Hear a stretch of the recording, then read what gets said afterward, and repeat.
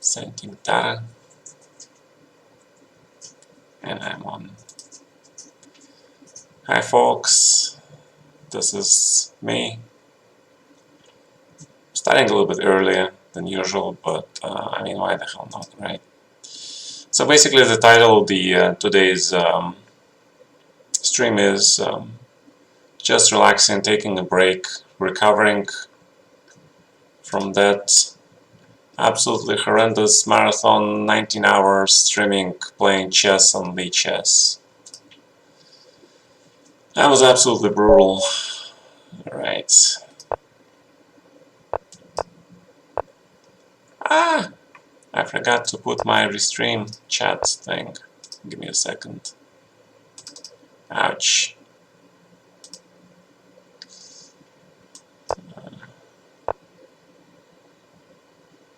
There we go. Okay. Alright, that was a small mistake. But now we're back in action.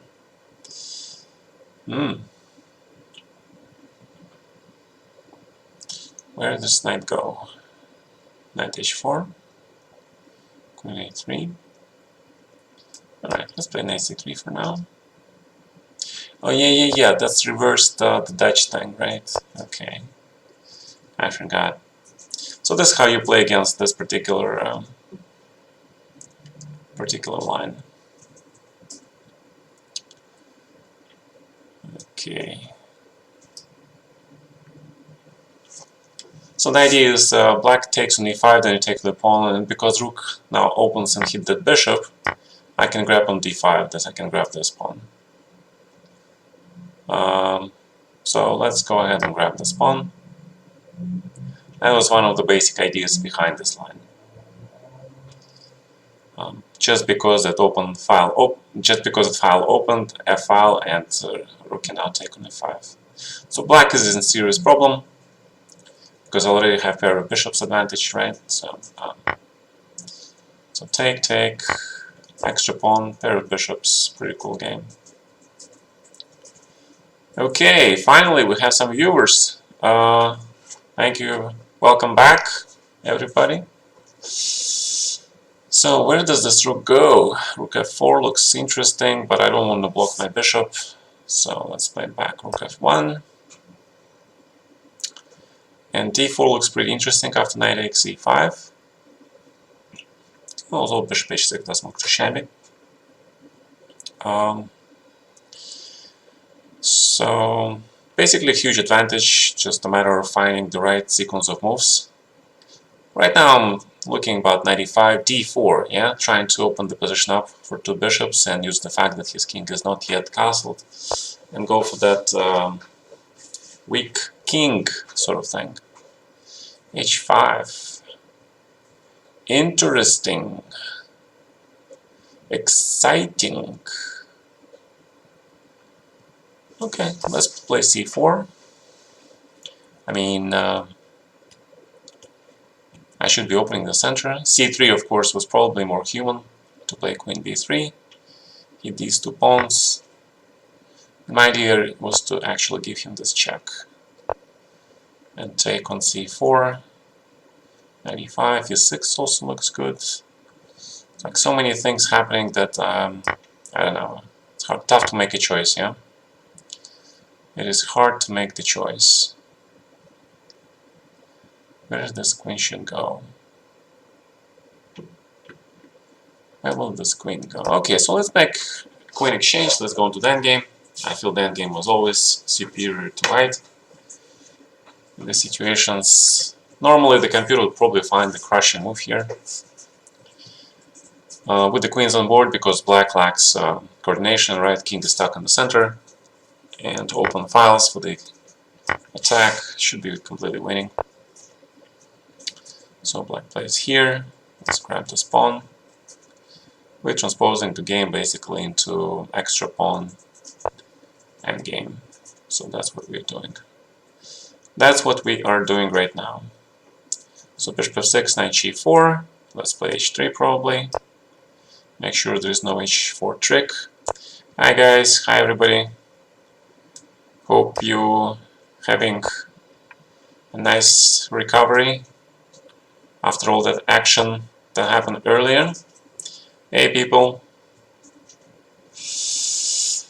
I mean, after that marathon I was sleeping. First I slept for 12 hours straight, yeah, and then I still felt groggy because, you know, my head was like really woozy for the next day and a half. And right now I'm just sort of slowly recovering back and looking at some action here. Let's see, can I grab this exchange? I can probably do this, yeah. I can probably grab this exchange. Your 20 was amazing. Well, thank you very much. I appreciate your kind words, sir. Okay. This rook is starting to get annoying. It's a pretty strong rook too, yeah. So let's kick this rook again. Bishop d5, long time. Rook e1. Attack. Check. Grab the knight. And this is of course winning. Check. Take. King runs. King g1. I'm blundering stuff. Check. Check. Yeah, he can flag me probably. Check. No, you can't flag me here. Down to 0 seconds. Okay, that was good. All right, so since you guys all here, let's check what our favorite broadcasters do. I see Jan is playing some card game. I see Mark, extremely tired, still playing chess. Ah, that's an Iron Man. Okay, so those two guys are fantastic. Okay, so let's see. So basically I'm playing you all guys. You've been playing, keep on having some success for the last 10 days. Sleeping at 10 AM, waking up at 6. Well, 8 hours, right? 8 hours. So somewhere between 7 and 8 hours is not so bad. How the hell did you even manage? Definitely Stakhanov chess. Ah, Stakhanov. Oh my god, this is such an old chess thing, right? Wait, bishop d3, e5. Okay, let's play London, I guess. Just play here. Go straight forward d5 later. I mean, usually white has to play h3 to get the bishop out of the harm's way. e5, e4 is a threat.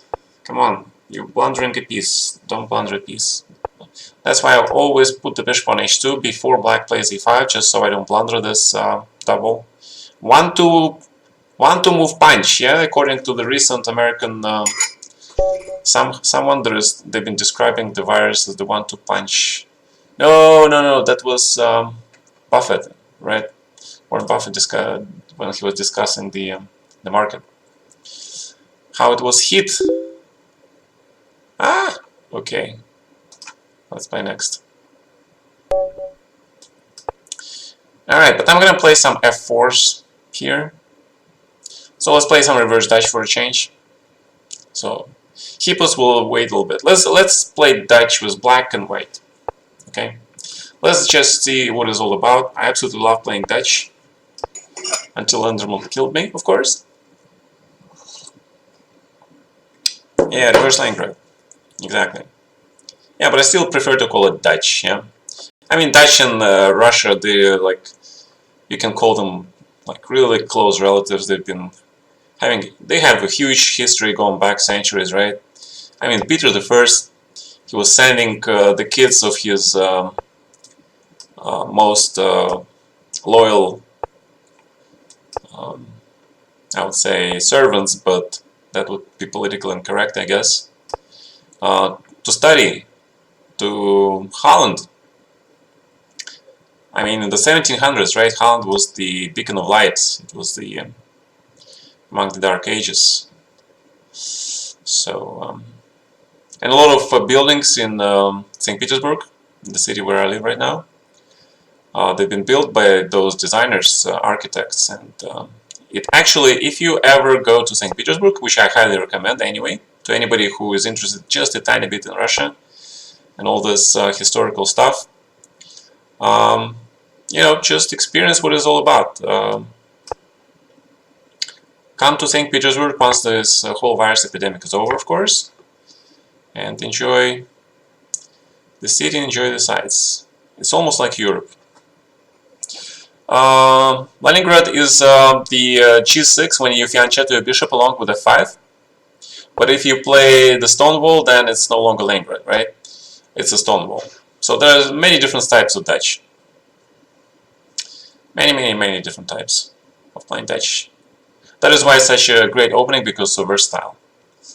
Classical Dutch is with e6 and b7. Yeah, that's I guess right. You're correct. That's classical. That's not even, yeah, because you have the option of playing Stonewall and other things.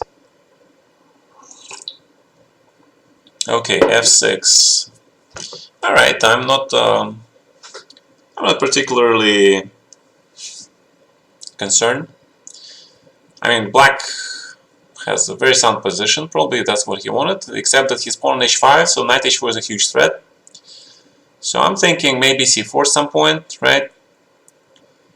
So I was worried about c4 because if I play d4, c3, he sort of ruins my pawn structure here, and if I allow him to take on d3, then my pawn is bad. However, I have to play knight h4, otherwise his bishops just open really and mess my position up quite a lot. Are you serious about getting cut from chess24 earnings? Have you been responded? Well, okay, I was not as serious as the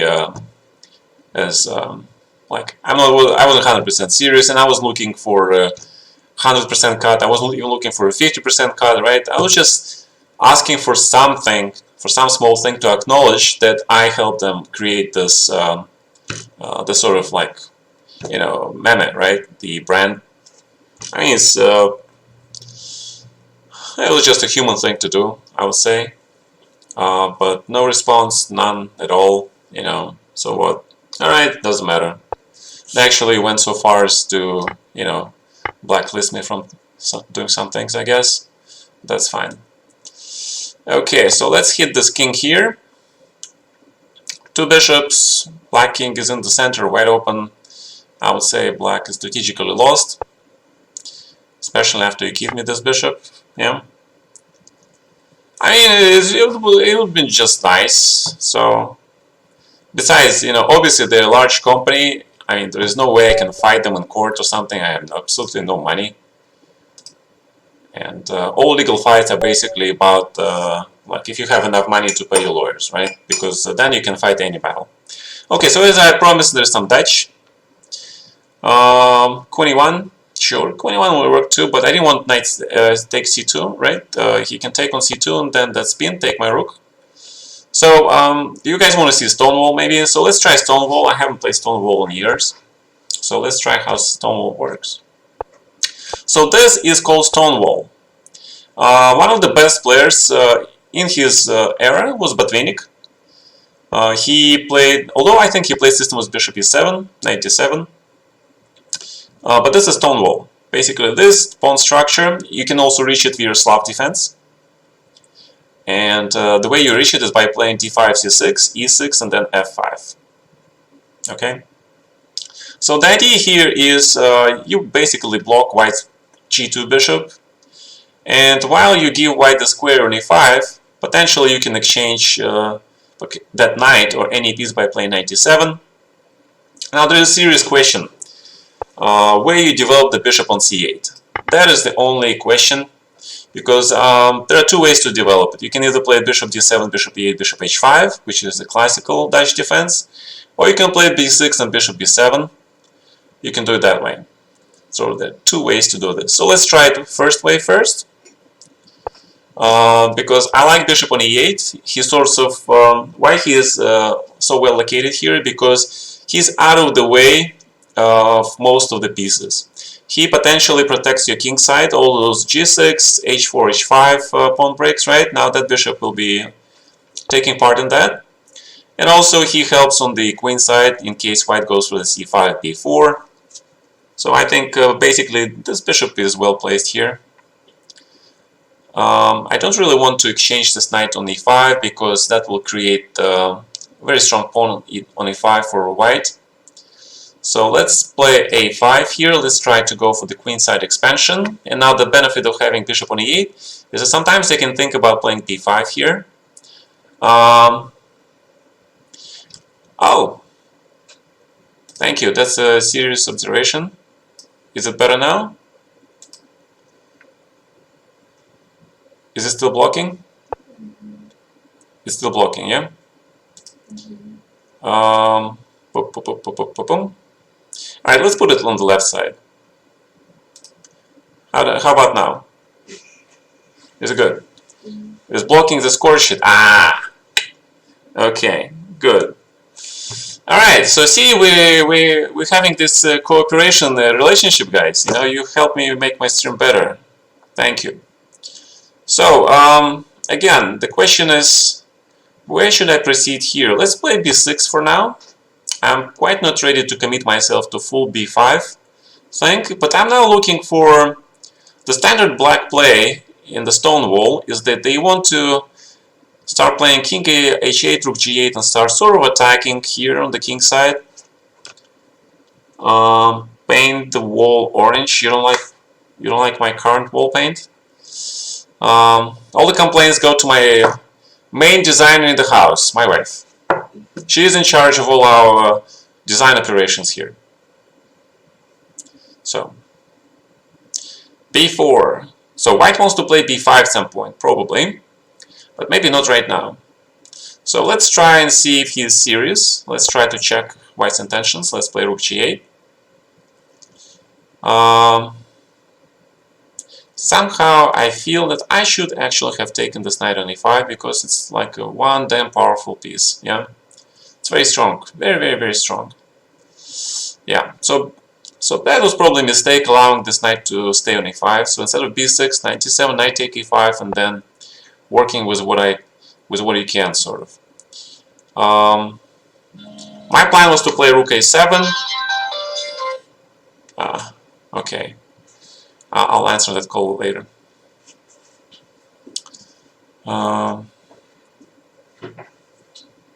So what's going on here? b5. As expected, let's grab this pawn. And now I have actually choice whether to play here or on the king side. As I said, let's try to open this king. Maybe the better idea was to play h6 g5, so if white takes on g5, I can recapture the h-pawn.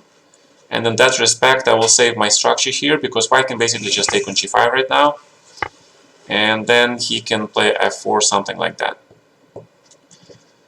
So, welcome you guys, welcome newcomers. You should paint during the stream, you would get thousands of views. Purple pickle. Oh, paint the wall orange. Okay, you guys kind of lost me there. I have no idea what you guys talking about. Paint. Black and white. Huh? I prefer black and white. Yeah, I prefer black and white. That's my wife said black and white, and she knows me better. Okay, so let's get rid of this guy. Let's bring our knight back into the game. Okay, and now let's hit this knight so I can recapture on e5 and put my knight somewhere in the center. So take, and now knight e4, and obviously white cannot recapture, and now I can play knight c5, or unless I'm missing something here, but okay, let's put the knight on c5, it will block nicely. Now bishop h5 looks pretty interesting. More comfortable playing close positions, absolutely, absolutely. I love close positions. Knight d3, I missed it completely, yeah? I can play this. Blundering a lot of stuff, it's not good. I don't know, queen c4, queen c5. Let's play queen c4, because now you can enter on the c file, and white is paralyzed. Okay, so accepting all the challenges, so I'm playing you guys. Challenge me, have fun. How to deal with that knight on e5 in this position, so best thing to do probably is just to exchange it. Right, so let me show you how you transpose into this sort of positions by playing e6, and then you play f5. Now, white is developing his bishop on the classical way. I don't know about bishop e2, maybe. I kind of like a5 here. I usually like to throw a5 in, so like get that pawn, you know, doing the black square thing. You ever played French in your career? Yes, I played French. I kind of regret Two have Moncas. Was Two have Moncas back? So, right, so here developing the bishop to b7, which is, I think, more natural way of playing this position. And this is more standard. So this is going to be this cluster in the, you know what I mean. Okay, so knight on a6 and knight on d7. I don't know. I want to do that rook c8. I don't really want to do this rook c8 because, on the other hand, let's play a4. Let's see what white wants to do. Extension PDTV. No, I can take on Gata. If you try to play Stonewall first, then white might play knight c3 and e4 before you play 5. Yes, there is such a plan. Yes, you're absolutely right. There is such a plan. Give me a second, okay? Владик, я сейчас не могу разговаривать. Я сейчас стримую. Да, что-то важное? Да.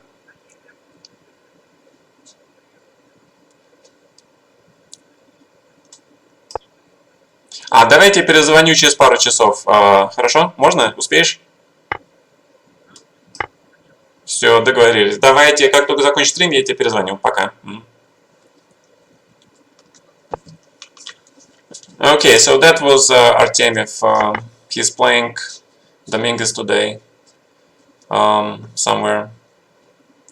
I haven't figured out what exactly where he's playing, but he's playing Dominguez. That's all I heard. So, and he is asking my opinion. No.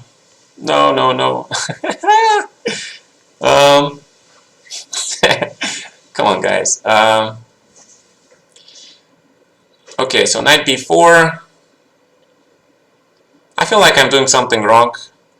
So you see, you know, if you're in a good friendly relationships with people, people call you sometimes, I guess.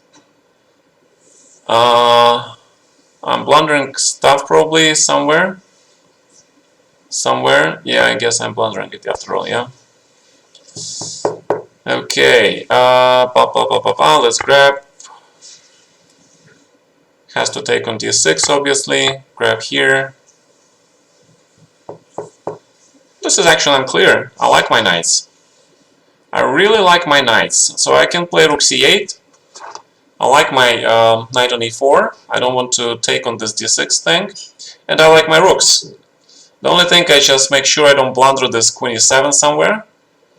So let's do that check. And let's do knight g3 probably. And we're ready for rook c1 trick. And the rook suddenly goes to h1. So this is a lot of tactics here. Sometimes you can miss this stuff. So you see how suddenly, you know, there was this tactical melee. Wasn't rook c3 instead of knight e2 getting the bishop? Of course, you're correct. Rook c3. There was also... So rook goes here anyway. So there is mate coming. And it's game over probably, yeah? Okay. So let's keep going. Old kitten. Old kitties are like kitties. Dangerous kitties. Yeah, I actually like cats. Okay, if you play bishop f4, then okay. So let's try it. You know, stonewall anyway. I mean, why not? Yeah. Well, he was inaccurate. That tactic should have worked, but he was inaccurate. So if you go for a tactics, make sure you calculate it. Make sure you don't lose anything. Okay, bishop d6. I like kind of to exchange these bishops. I think the white should have played 95. But okay, he wants to play this immediately. So let's allow him that. Let's play b6, put the bishop on b7, and in general I think black is okay in these positions. White is slightly better, but it's nothing you can't work with. It's not like you lost. And Dutch defense also offers you a lot of room for maneuvering. So I'm gonna play a6 now. Also 94 looks very interesting, right? Because where is your queen gonna go, sir? Because queen e2, knight g3. So you have to play queen d3. But after knight g3, that knight will be quite a big pain in the ass, right? Whose games to study for the Stonewall? In the Pepe Cuenca Invitational held on Chess24 later today. Oh, I see. Okay, so he's playing on Chess24. Well, one thing I can tell you guys, Dominguez is a top pro GM player, so nothing I can say can probably matter. Nothing will matter, to be honest. So let's go for the counter attack. Let's go for the counter attack here. So nothing that I will say will probably matter because in the end it's between the grandmasters doing their thing. No, not really. No. If you want to study Stonewall, I believe you need to go back and study with the Botvini games first. Then I believe the Stonewall was played a lot of times by even modern champs. Actually, I can't recall anybody apart from Botvini who played Dutch successfully. Can't recall. I think Nakamura also played it, but he played it differently. There is a way to play Dutch defense when you play 5, and then you play d6, d6, bishop e7, and then that queen e8, bishop d8 stuff. That is like ultra modern way of playing it. Right. Now that you mentioned, I remember seeing some Carlsen games.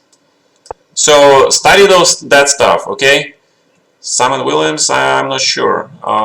Maybe the Stonewall just because of the name. Yeah, you should definitely learn the Stonewall because that basically gives you the absolute basics how to play close positions. The absolute basics. If you love close positions, that's highly recommended. It's a very tough opening. It's very hard for white to crack, and I think it might help help your game with some decisive results. He avoids the Stonewall if he can. He basically only played against the early knight c3 lines.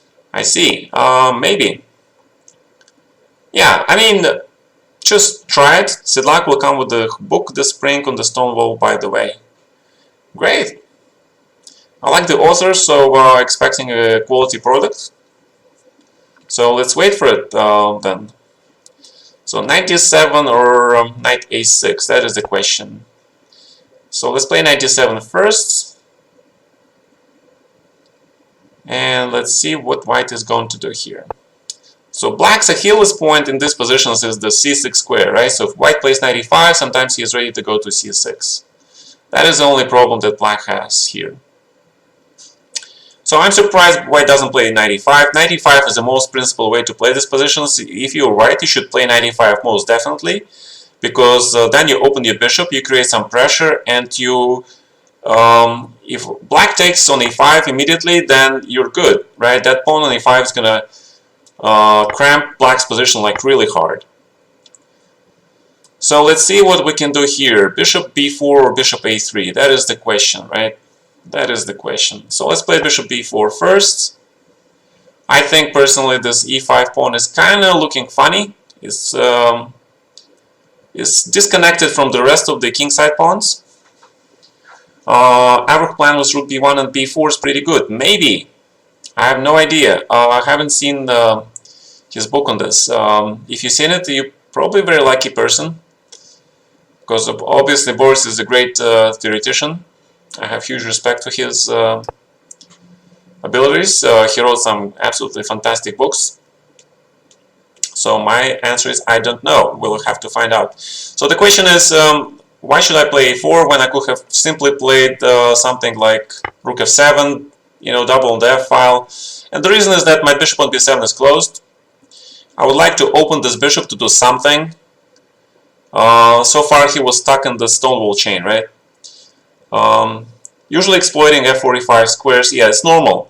So for white, of course, the most ideal thing to do in the Dutch defense is to exchange the dark squared bishops and then to put unite on e5, right? Because then we're left with light squared bishop and e5 is a dark square. So that's the most logical way to play this. So I wanted here to play c5 and try to push my pawns here. I'm not sure how this is going to work out, but let's see. Because probably I did something wrong, because if I just plays f3 here and he opens the position, that bishop on b2 is a lot better than my bishop on b4. So kind of like white's position here more. So queen b3, you're actually allowing me to play c4. And in this particular position, c4, while it doesn't looking pretty aesthetic, it looks decent, yeah, because I get the protected pass pawn. Mix sounds funny suddenly. Yeah, I apologize for that. It's a cheap mic. Sometimes it does that. Sometimes it does that. What about Petrosian exchange sack here, rook f3? Alright, let's play bishop c5 first. Let's make sure we prevent f3 in any of its reincarnation. And we prepare bishop c6. The original bishop c6 was bad because the bishop takes e4, queen c4 check, and white actually wins 2 pawns due to that small tactic. Right. Okay, so I'm not going to grab this bishop. I'm going to play bishop c6. I'm going to invite white to take on c5. Turn into a computer. That was this cool movie.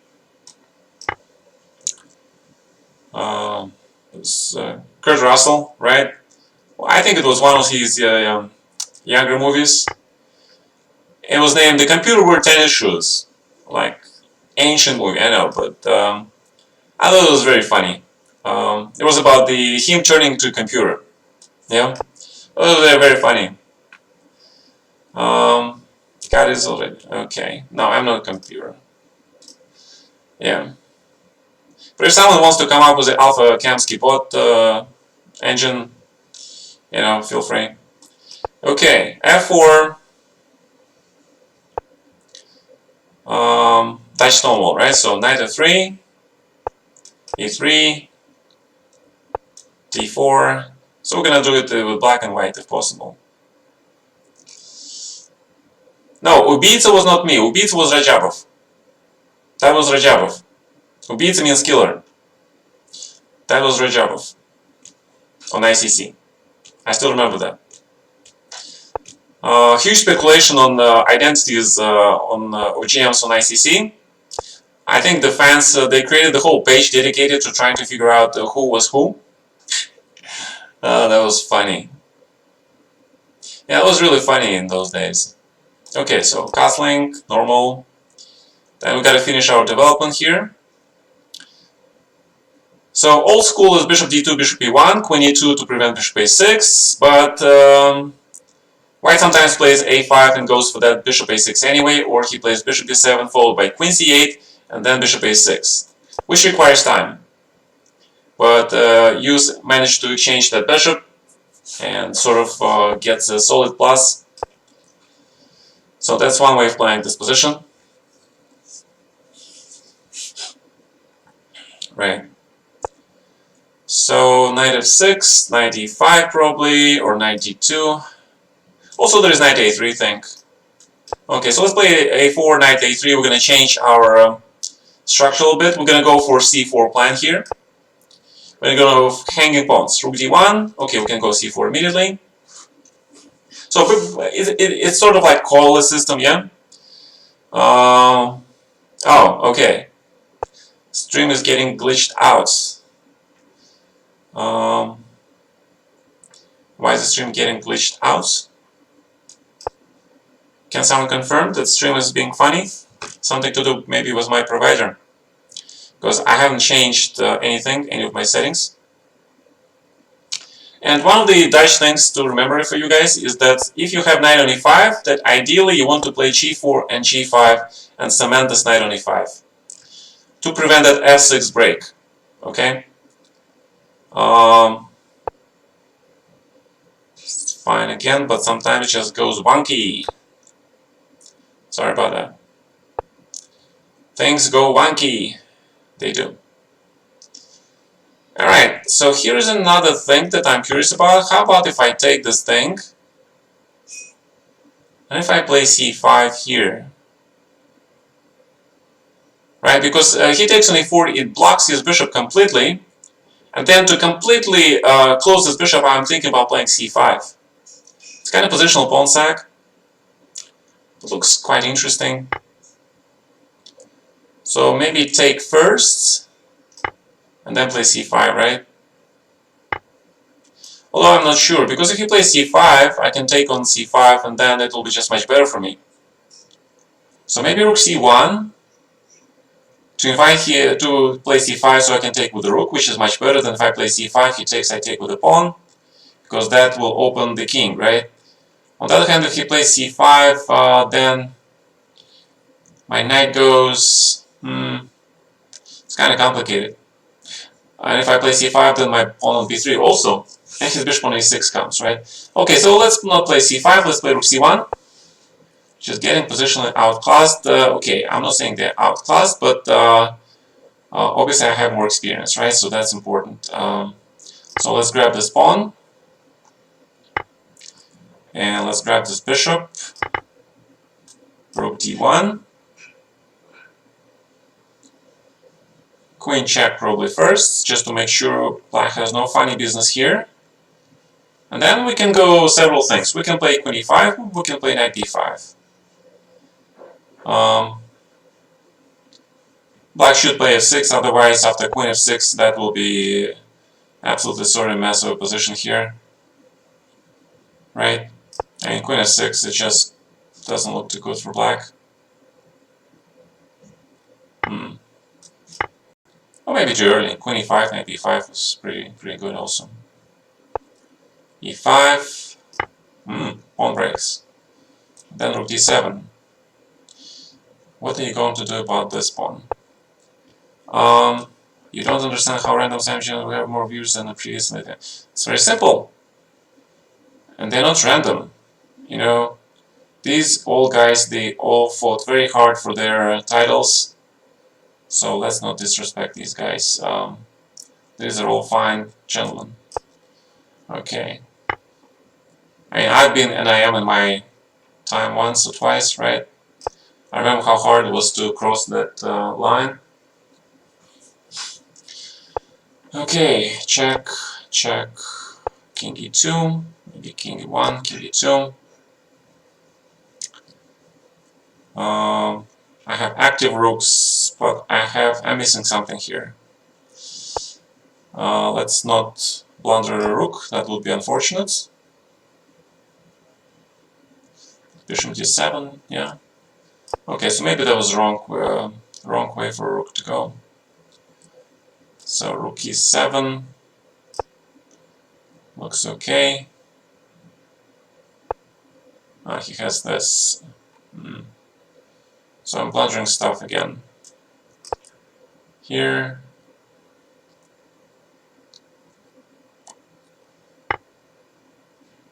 Oh, and I missed this. My God. Check. Check. Check.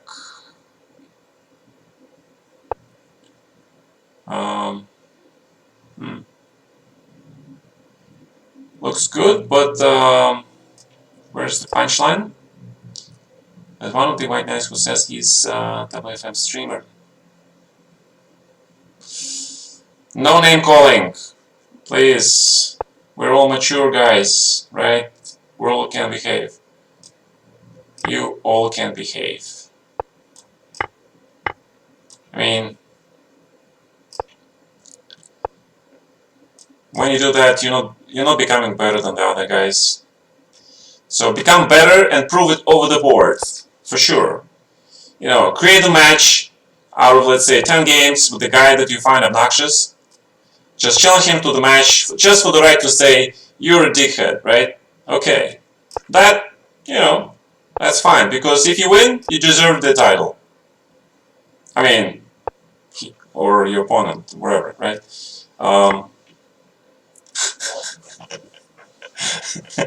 I mean, that's just one of the ideas, yeah? Okay.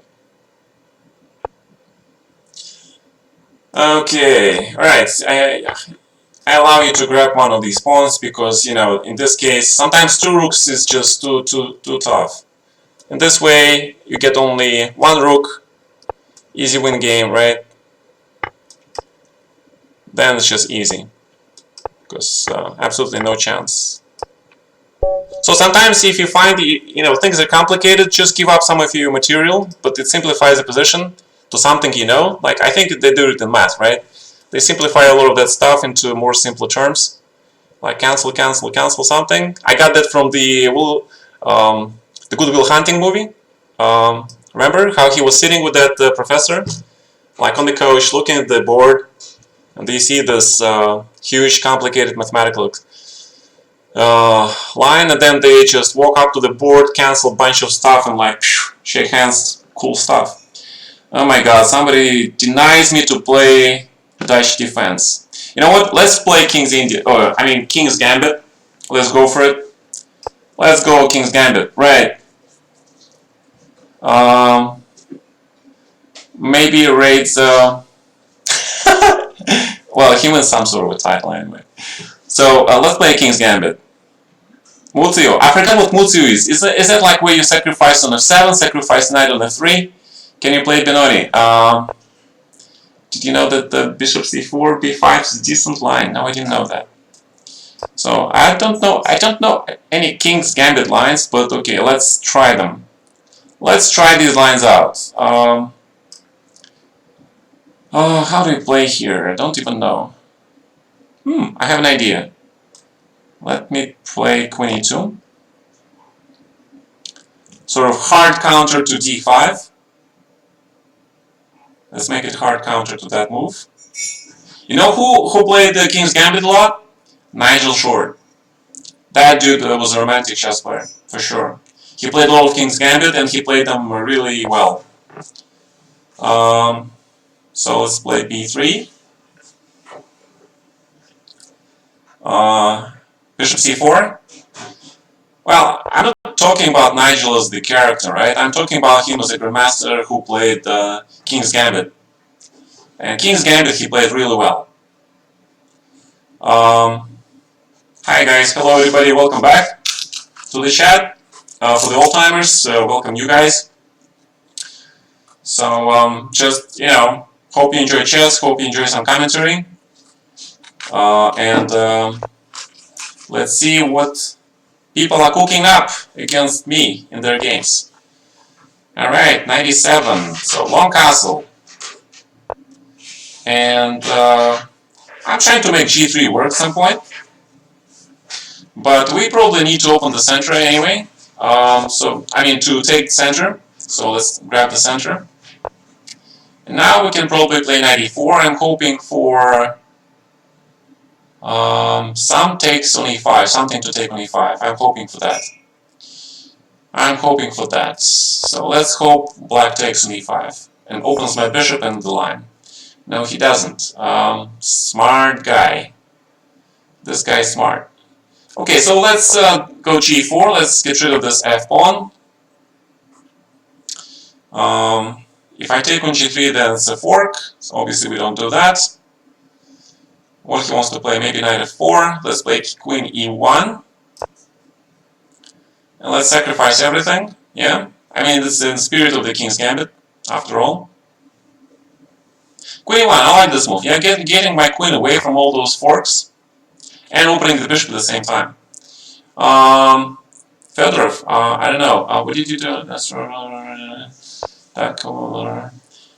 so okay, so let's sack the exchange, right? So let's sack this exchange. He knows that this I'm doing this.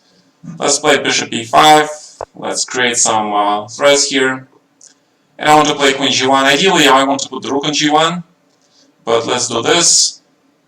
Queen c, bishop c4 then.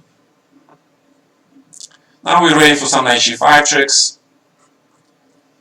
Probably not enough compensation at all, but okay. You know, why not? Let's have some fun. Bishop f7 was probably too much, I think. Yeah, probably too much. So bishop d3. Prepare that thing there. So I want queen h1, rook g1. Just straightforward, line taking, no nonsense action. The guy's not prepared. Dangerous. Okay, right. I don't know. So again, King's Gambit, guys. Right? Cool stuff. I kind of like my position. In general, you know, when I'm like attacking, I feel like I feel good. Like I'm the attacking dude. Yeah. Doesn't matter how much material I give you. You know, as long as I'm not defending, feels good, man. Right, Spassky played it. Of course, you're correct. I often associate Spassky only with with those Sicilians, right?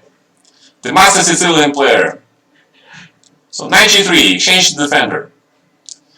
Damn it, he plays bishop g4. Ouch. Ouch. I'm missing bishop g4 stuff. But okay, it's not the end of the world. I mean, knight on c5 would look also pretty good, yeah, positionally. But I kind of liking. I tried to go to attack. The reason I didn't play knight g5 was because of f6. And he goes here. You played this move. Why do you play this move? So you want to take on f3.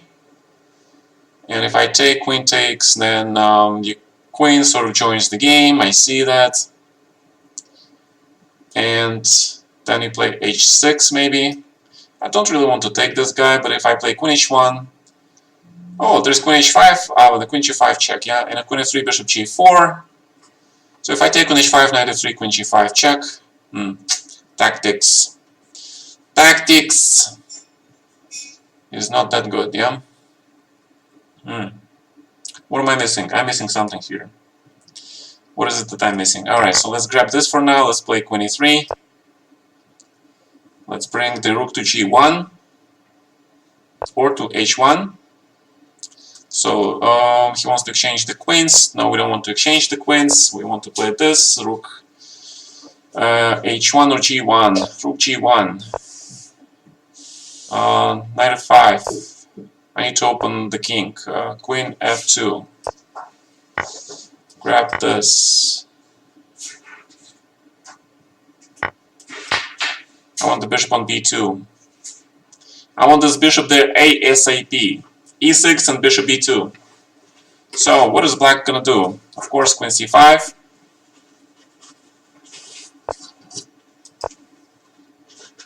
Of course, this move. And of course, bishop b2. Black lives very dangerously, I believe. Ooh, okay. So, we got a little bit lucky there. But King's Gambit worked. Yeah, everything is pinned. No, it's not represented in the tournaments. Thank you. Benoni?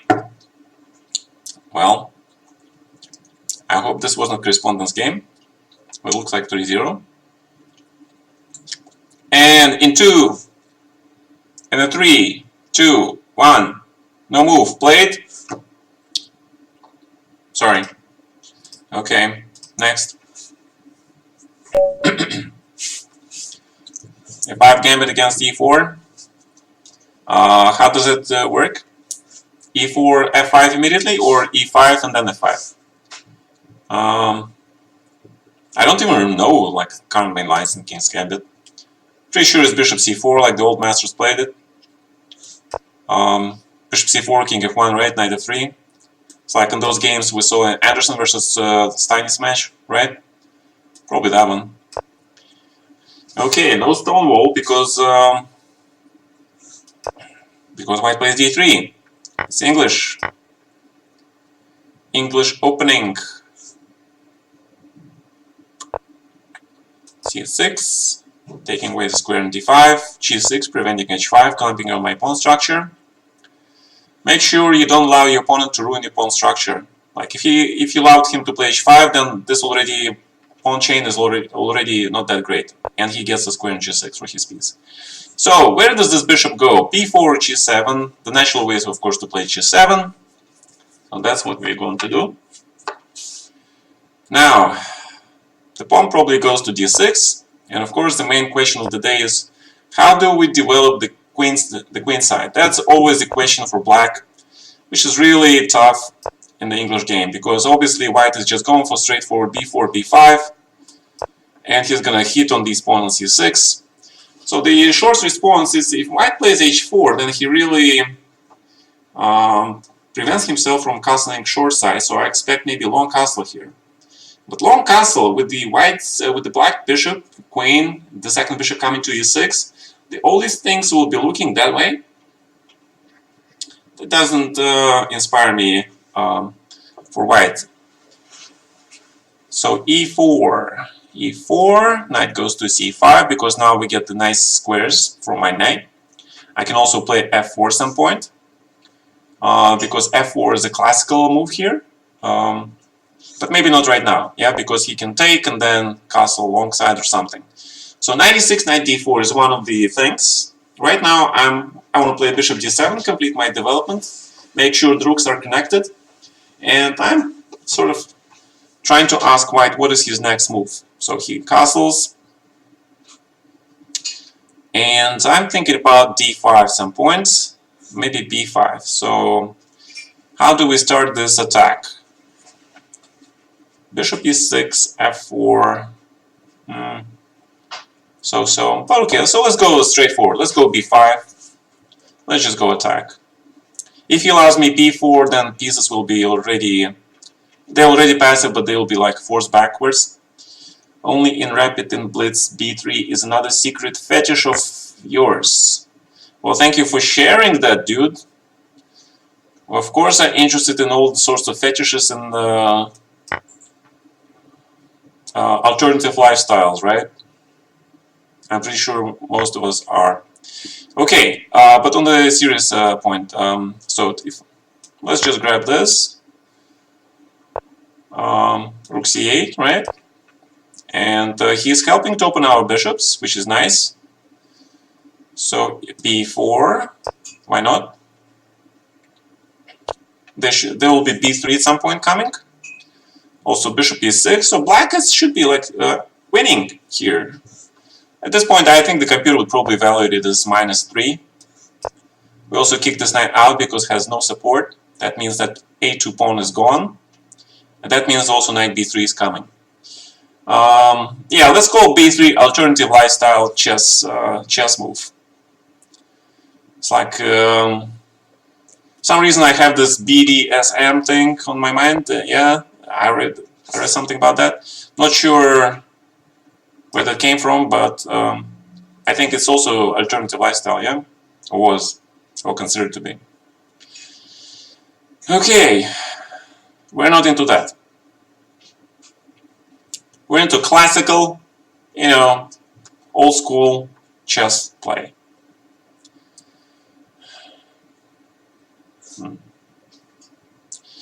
So if you're calling b3 alternative lifestyle, what do you call old Masters King's Gambit then? It's like innovative progressional thinking lifestyle, yeah? Okay. e4. So somebody wanted me to play some gambit here. Let's do... He plays bishop c4. Come on, I was hoping for Yanish gambit. Yeah, bishop b5, f5. And now you go ahead and ruin my day. Alright, let's see. Is f5 playable here? Don't remember.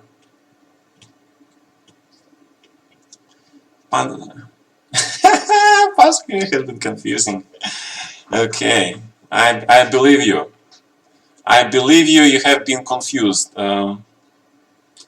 So let's. If I grab this, and there's some sort of knight g5 thing, right? Something. What if I play bishop e7 first? I really like my bishop on c5 though. I really like this bishop on c5. Let's see. If I play knight f6, knight g5, d5, take on d5, and I can kick that knight out. But we can probably do it similar to the two knights, yeah? So let's try that. Let's try that, see how that works. Oh, he plays knight c3. Oh, I think he should take on f5 because that's most logical. Because you're threatening knight f7. So that looks to me most logical. Although there are some lines in two knights, right, where black just goes bishop c5 and then sacrifices rook and then completely goes berserk here. Maybe. I don't know. So d5, d4, or queen e7 first. d5, bishop d5. Then I have to worry about this e5 pawn. Okay, no glory, no risk, no glory, right? So, okay, let's try this. Let's just try this and just castle and, you know, like the old masters. Sack pawns, quick development, get your opponent king stuck in the center, sack, sack, sack, mate, right? So let's do that. Reverse queen's gambit with king and queen sacrifice switched for black. Okay, I have no idea what you just said, but this sounds good. Okay, I don't want to allow him to take on this in this position. Okay, knight d4 looks extremely interesting here. Yeah, knight d4. I know this move been played, but I'll just play bishop d6 back.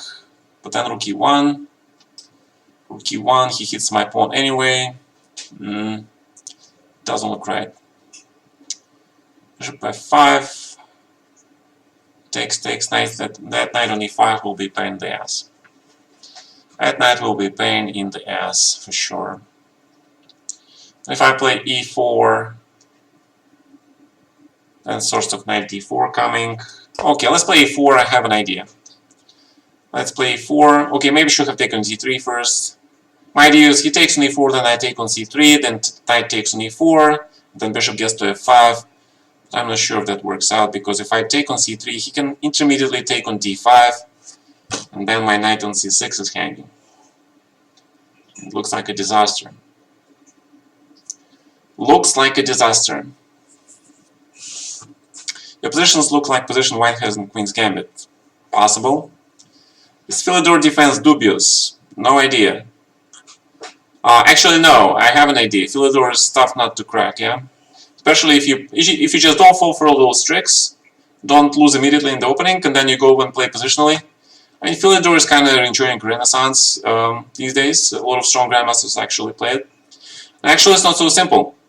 Philidor is fighting openings, so can you believe it? The guy who invented this opening first, his opening still stands. It was considered incorrect at some point in time, but these days a lot of grandmasters play it. Personally, I had a huge problem trying to find advantage for white in Philidor, and I believe I found it after long research, but even the advantage I get there is not so obvious. So yeah, Philidor is interesting. French, 4 knights. 4 knights in French. I like France, but French defense, probably not. I like France. It's cool. So many talented, extremely original grandmasters, cinematographers, you know, movies, culture, style, You know, you should definitely once in your life go to Paris. Yeah, fantastic. I mean, just you know, Emily. All of you watched Emily once in your life, right? That's classic. Great movie. Those quirky psychological comic stuff, and also great actors. But okay, let's go back. You know, I wish there was some Scotch, you know, like movie culture besides for Knights and Scotch opening. There probably is. Maybe I'm just misinformed, so I'm not gonna talk about that much. And I'm also behind on time. Wasn't there recently a super tournament? I think Rapid organized. It was some whiskey or something. It was in Scotland. It was in I think it was in some ancient what do you call that, fortress. Yeah, so that was a strong event. They invited strong GMs, and they wanted to see what's gonna happen. Knight A4. Okay. Ow, ow, ow. Long time. I'm long time. Knight F3, save me. Bishop A6. Being a long time is no excuse, yeah? Okay. Okay, let's just double. And grab this pawn. Oh, white plays really well this game. Except this part, yeah? He just gave me a lot of pawns. I'm gonna win on time. I'm gonna be cheap here. Just win on time. Grab your pawn. Grab your rook. You know, I actually came up with some idea for the t-shirt. You know, we're gonna open some. At least we're thinking about opening my t-shirt line together with my main design, my wife, of course. So I'm thinking, you know, how does it look like, you know, have a t-shirt and then it says like, Gata's most trusted pawn grabber. Okay? I think, you know, then I know you're my real fan. Yeah? Pawn grabber. Excellent. Gata the hippo player. No. Oh, excellent idea. How about just I'm a hippo and then underneath player, yeah? Something like, you know, when people talk about player, you know, they have different mentality. Or you can say I'm a player, yeah? Like in a typical rapper's swag, that sort of thing. And then underneath you say, when I play hippo. Ah, being cool. Okay, also interested in h4 lines against Grunfelds. I see. Interests. You have an interest playing h4 against Grunfelds. Is it a big interest, big enough for you to maybe study some of those lines? Is it big interest enough to maybe study with the computer? Go over all the games, create a database, study all the games played? If you have that sort of interest, then I agree. h4 actually classical anti-Grunfeld line, or considered to be killer Grunfeld lines, right? Especially with the pawn chain with the d4, e5, closing that bishop, killing that bishop, and then going for h4 and going straight for the black king. Yeah, those are always dangerous, most dangerous things in Grunfeld, and GMs try to find some new ways to do that all the time. And here, can I take this pawn? Can I be a trusted pawn grabber? Or you're untrusted pawn grabber? Alright, so the recession move is c4 here.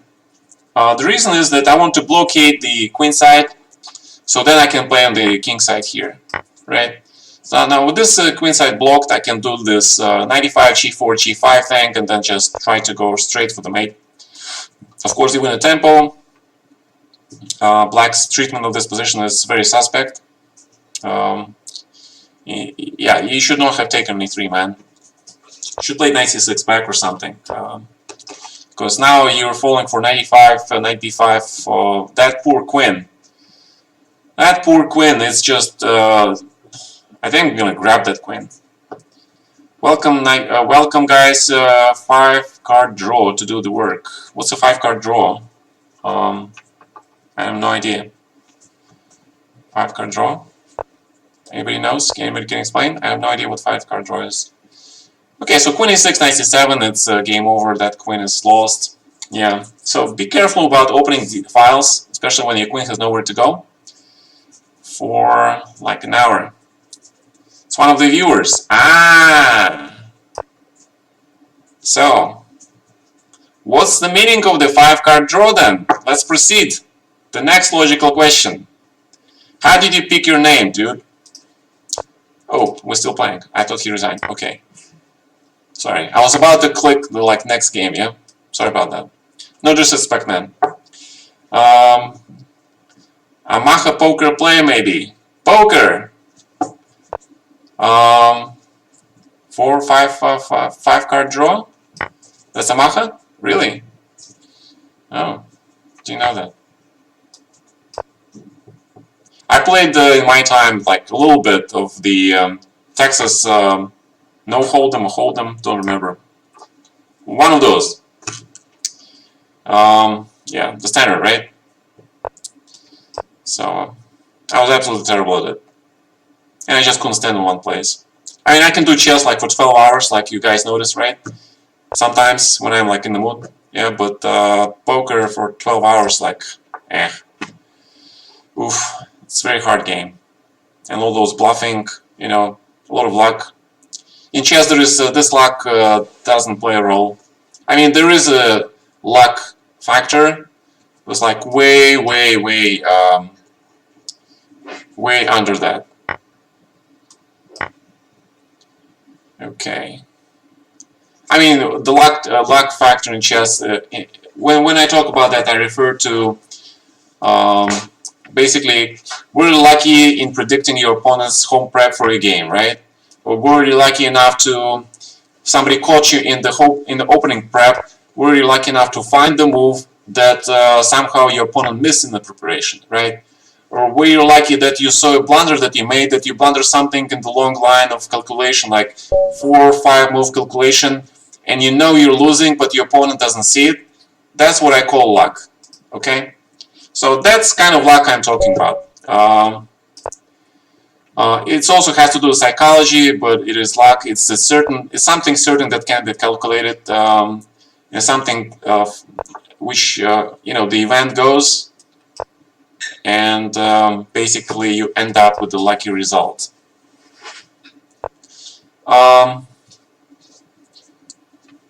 You give me the knight. Okay, I'll give you one chance to save this knight. Good. Now g4, queen h6 will be kind of unpleasant, so let's play knight f3. g4. Okay, this is a true beginner, yeah? Okay, we have a true beginner here. So let's teach the beginner about the importance of some squares. Ramon, I don't know, the car can on the cars is Kamsky Seravan. That was the preparation. That was all preparation, and I'm extremely happy. It was one of the preparations for one of my important matches, I think. And Yasser fell for the old prep. When I was looking through the Yasser's games for that, in preparation for that game, I saw that he was actually playing that line. And I was like, could it be? Could it be that he can fall for this sort of trap? And then he fell for it, and I was like, God, finally that thing worked. That was an amazing piece of prep. And it worked again. Yasser was unlucky to fall for it. he just came back for chess after a long hiatus, right? He hadn't played for a long time, then he played in the US Championship. And of course, he's playing, his moves carefully. He's trying to see the danger. And I bang out my moves, and he's trying to figure out where is this trap waiting for him, right?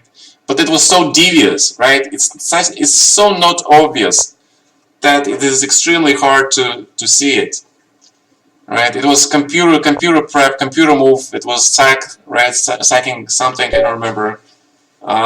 Yeah, so that was one of those situations where even if you're careful, it is extremely difficult to avoid falling to that trap. That is a Grandmaster prep. I didn't have many of those games. I had only these games against Yasser, maybe a couple more throughout my entire career, which is over like 3 decades, right? So basically, I can give you a single-digit number of games that happened that way. Strong 5-card draw player. Right. So you wanted a strong 5-card draw player. Okay, great. Status. Trying to prove yourself, first of all, to yourself. That is all worthy goals. I like that. So you guys should be focusing, first of all, on your quality of chess before trying to win any tournament. Because if you play well enough, strong enough, the wins will come. That's the advice that I was given when I was a kid by my first coach, Vladimir Gregorievich Zak, and it still stands true today. I mean, it makes a lot of logical sense also, right? Just, don't stop, keep working, keep improving, and things will happen. Hi everybody. Will it be if I challenge you to chess 960? Sure.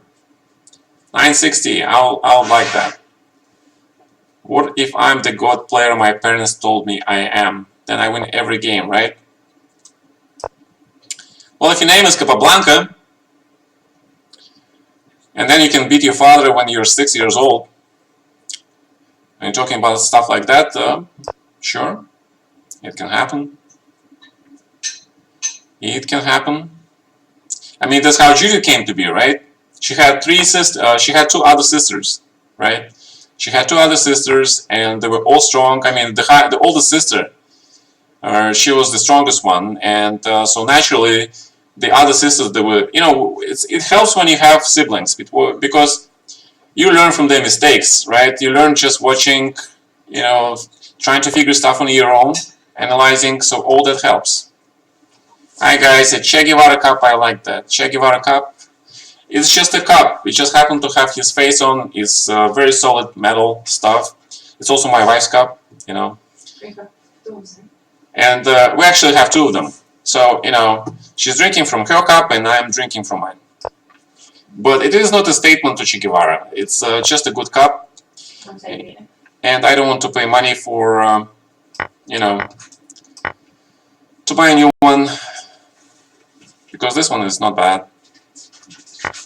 So, yeah, so you have to be very careful when you do all this stuff in the center. Your bishop on c1 is underdeveloped. My bishop's are already developed, and they're looking at your king. So basically, when you open the position in the center, you should always calculate at least a few moves deep, like what can you do, right? And suddenly, boom, there's attack, and white is lost. Calls me annoying on Twitch. Was that a statement, or was it a question, or is that a statement of pride, or is that a statement of something you're trying to work on? Give me something to work with, okay? Their dad engineered them to become chess machines. Now that is one very strong statement right there. Can you imagine, like, being engineered, like, I don't know, what is that, Matrix, or what else, Prometheus, right, the engineers, that sort of engineering, or there's like genome engineering, I don't know, that sounds very, very complicated. Statements, okay. And usually the statement is being made to do what, right? It's like, remember the Matrix 2, right? They go to Merovingian because the Oracle told them that he has the key maker, right? So they come to the Merovingian, so they have some small talk, right? And then they tell him like, look, you know why we're here, yeah? And he says, of course I know. And then he says, but do you know, yeah? It's like, then he says, sure, we want him. And then the Merovingian says, to do what? You think you know, but do you really? Yeah? So I absolutely love those movies. I usually go back to them a lot of times. Because that is a very philosophical movie. Judy is the data of chess. No, she is, I would like to think she's more like, what was that famous German singer during World War II? You know, you remember the song? It's in German. No, it's, what was her name? It's French. No, oh, maybe French, yeah? I think it should. Yeah. Yeah, Edith Piaf, yeah? It's French. Yeah, I think I would like to think of Judith, she was like Edith Piaf. Yeah, great, thank you guys. Ah, you guys know your stuff, that's good. Alright, let's go next. So I'm saying like she was the top, she was the best. She was actually in the top 10 world among men, right? Not women. And the reason is that because she always played f4. That is not fair, dude. I wanted to play f5. I'm not gonna play f5 now, obviously, right? Just not. There's no way.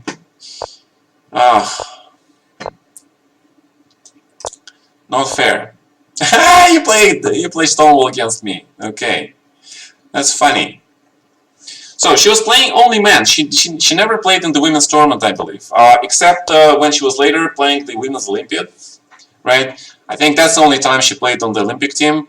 And again, I could be wrong. It could be her sisters who were playing there. So I don't know. But she usually played the strongest GMs. She learned from the best, and that made her a GM, the best GM ever. Are you playing viewers? I am playing viewers. I'm playing everybody. Sure. This is basically a recovering marathon runner, online marathon runner, I mean. Gata, playing chess, that's all. 95, g4, bishop b5 in the works. I don't know, let's get rid of this knight. How did the marathon go? I got completely fed up with playing a lot of cheating bastards, and I quit the marathon. Because I thought I had nothing to prove anymore to anybody. And I was tired, I was annoyed, you know, the usual. So, you know what, I will give you this pawn, just give me this bishop. Women are not worse than men. Just remember this, they are not worse. Somebody tells you they're worse, he is wrong. It is a matter of who you play with and which competitions you take, just like Judith Polgar proved. She played among men, she became a strong male grandmaster, top 10 in the world. However, if women playing only among themselves and compete for all those women prizes, it limits their abilities. Okay? That's what I believe in. So I'm saying if women just started to, if there were no women tournament at all, right? There were only mixed tournaments. It would be a great thing. However, economically it is impossible because economically it is impossible, I understand. Because that will mean a lot of women will be out of women's prizes, they will make no living, you know, they will be basically out on the street, right? And that's not good. That is not cool at all. So let's open this bishop, right? So after knight g3 I can go back and do some damage here. King h8.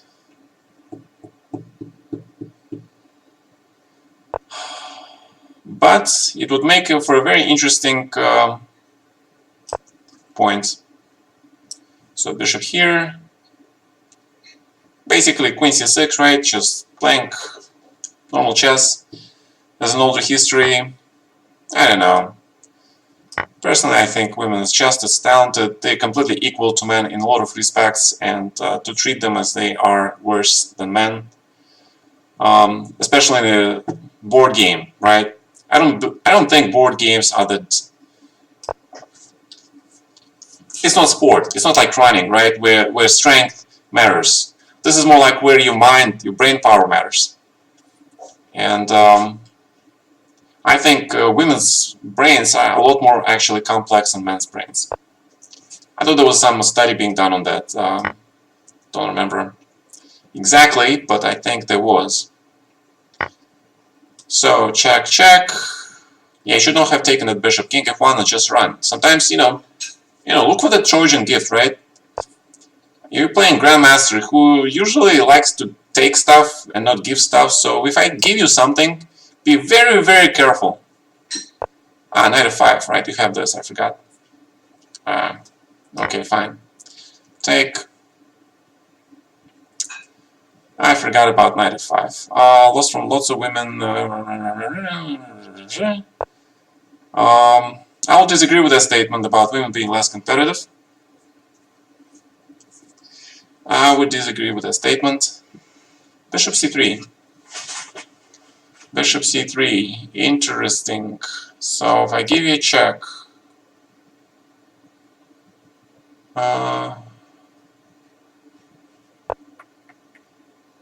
this is probably correct. If I give you another check, oh, my time. Time!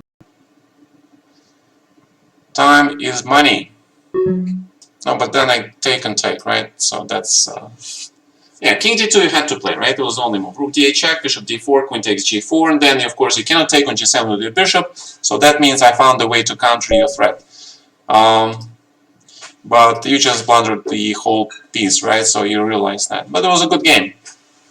It was a good game. Rebooted. Remember a decade when I turned into women's Wii and everyone playing Italian instead of the accepted Spanish? No, I don't remember that. I apologize, but I haven't been following women's World Chess Championship matches much. Right. So again, we somehow you guys managed to bring that topic back about difference between men and women. I'm not that comfortable with this topic. Again, I just thought that women are absolutely cool, very competitive. So I don't think that's fair to describe them and just. Again, there are many men that might be called uncompetitive, right? I mean, it's not about gender. It's about more than that. It's about the who you are. Sorry for the preaching. Sorry for preaching, but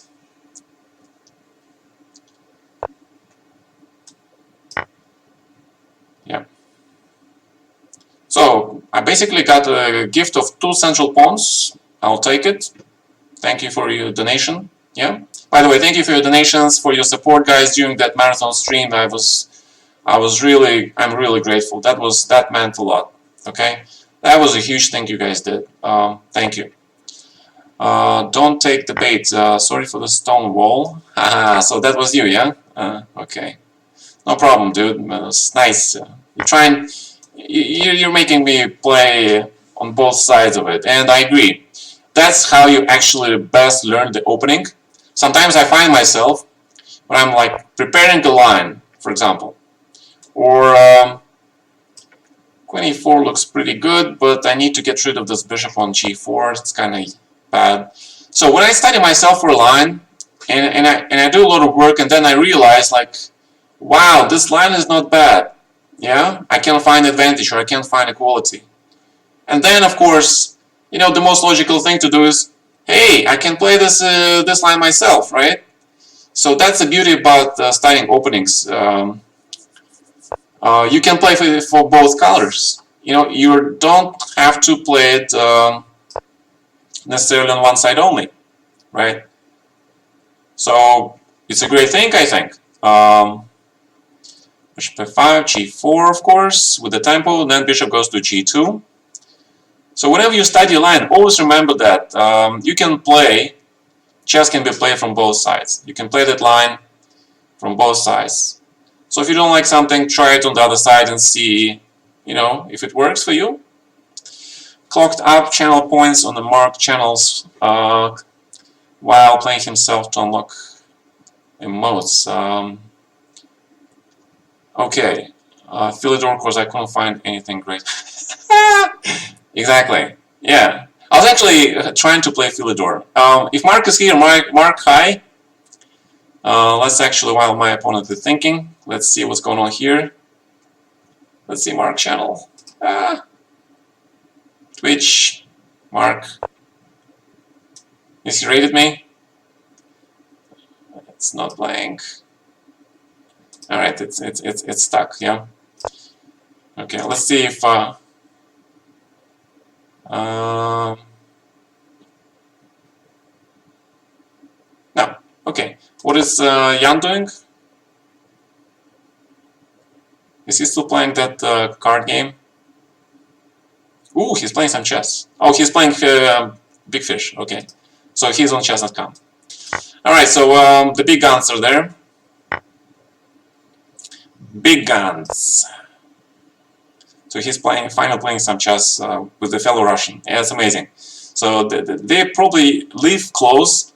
I think they're both in Moscow, unless I'm mistaken. And they have to meet and play chess online.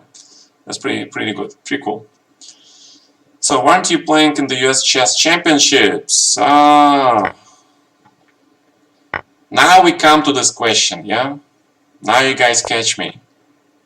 Why I'm not playing the US Chess Championships? Because I'm old. I'm not. I don't feel like I can compete with these guys.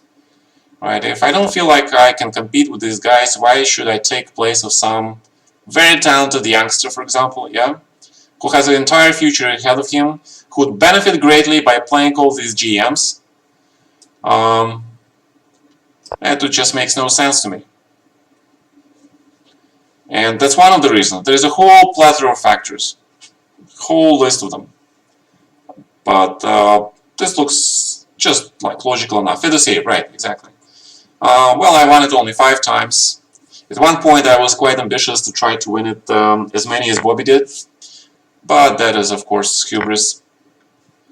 That is of course hubris. So, no.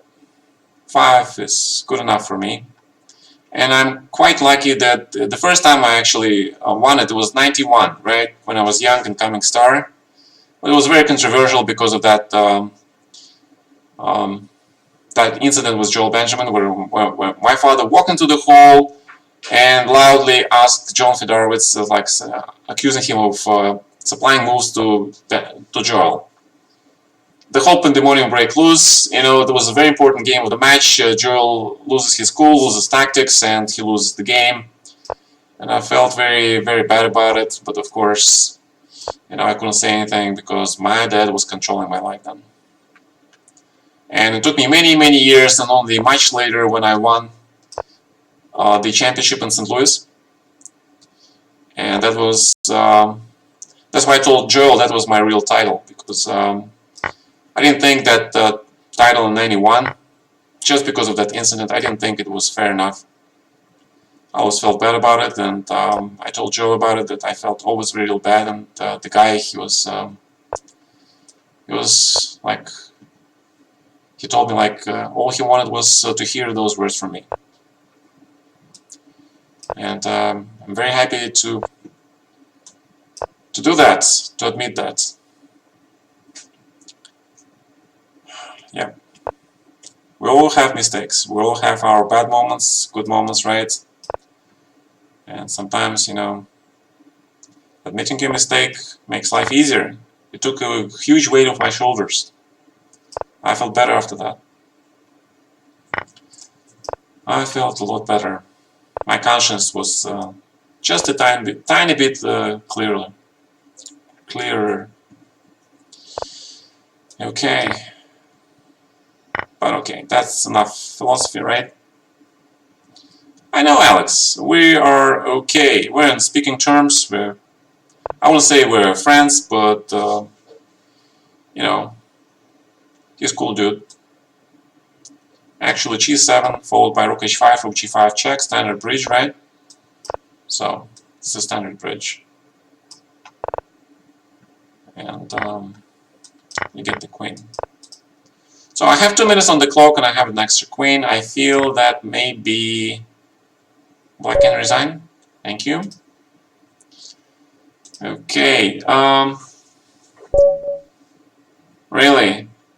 Then let's wish Joel recovery, right? Let's wish him well. Kamsky, Grishuk, and Tkachov. You missed K in Tkachov's name. I don't know Vladislav that well. I know he lived, he from Astana, I think, Kazakhstan, and he lived in France for many years. I think that is a well-known fact about him. He was considered to be one of the great talents. He was absolutely fantastic in Blitz. And that's the extent of my knowledge, but then his drinking habits were also quite well known, and I think it is that part which stopped his progress. A lot of great grandmasters in their time, especially in Russia, they did not, they stopped the improvements, they never got to the world championship level because of that alcohol problem. So that was a common thing. Of course, life was different then, right? There was World War IIs, and then there was the mass hunger. I think everybody knows that fact, right? There was mass hunger in Europe, I think in Russia. A lot of people died. And that's why people took to drinking, because you had to work many hours, basically for free. And the only light and joy in your life was, to get drunk with your friends. And that's it. So that was the... what about 95 here, though? Can I play 95? Because you cannot take the knight, right? Pawn takes, pawn takes. Both bishops are attacked, wins the piece. But if you don't take the knight, that means you have to play bishop e8 or give up this bishop. If you give up this bishop, then my light-squared bishop is a monster. Your pawn structure on the queen side is completely blocked, allowing me to do what? It allows me to basically start the attack on the king side. Wasn't b2 hanging after knight d2? It was, but it's like in Sicilian, right? Poison pawn variation, right? You make 3 moves with your queen just to take the pawn back, then you have to move back with your queen, so you basically spent around 5 moves to bring your queen. You take only a measly pawn. In that time, I develop my pieces, and it's just not worth it. Yeah, Vlad is a legend. So this pawn is just not worth it, dude. Just trust me, it's not worth it. I mean, unless you analyze with the computer and you analyze it to a draw, which you can do, right? I mean, Sicilian neither poison pawn variation. It's like huge analysis. People have been trying to prove it that it's incorrect, and I think there's still no definitive proof on that. Knight f5, e takes f5, my queen is under attack, right? So there is no knight f5. But I like bishop e5 because it's the same thing. Black is forced to basically, compromise his pawn structure, and now there's a lot of things coming. I think black is just much worse here. Of course, I shouldn't have even given that pawn on b2 now, but I did. So I mean, bishop d6 looks like another good move, right? So white is winning without all those tactical stuff. Okay, so what else? So I'm gonna finish in about half an hour because Vlad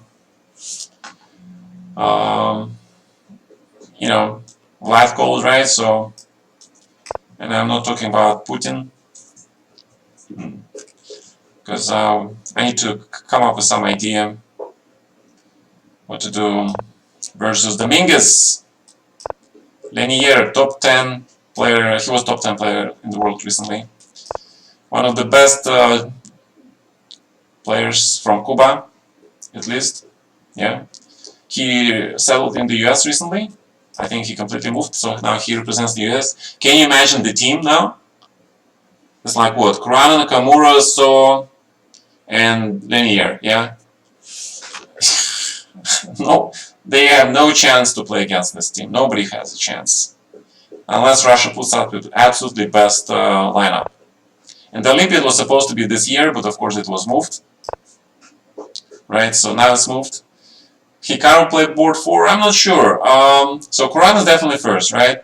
Second is a toss-up between Nakamura and So, but it depends on the... I think it will depend on a lot of other things. So I think that maybe So will be playing second and Hikaru will be playing third, but he's definitely above Lanier. He's definitely above Lanier. You're playing Dominguez, I'm not playing Dominguez. Vlad is playing Dominguez. Vlad is playing Dominguez. Some kind of chess 24 thing. I don't know what it is. If you guys have a link to this event, can you post it in the channel so I can click on it later? Okay. Somebody mentioned it was some kind of event. Okay. Does India have a chance to win the Olympiad? India, the land of the dreams. I don't know. I mean, they have this huge upcoming stars, right? They have a lot of young stars coming. But the problem is that at some point you're young, right? But then at some point you peak and it is extremely difficult to go beyond that peak, right? China already won a couple of gold medals with their unbelievable lineups, right? So China is okay. They already have medals. I'm not worried about China. Let's play 98. I want to play 6.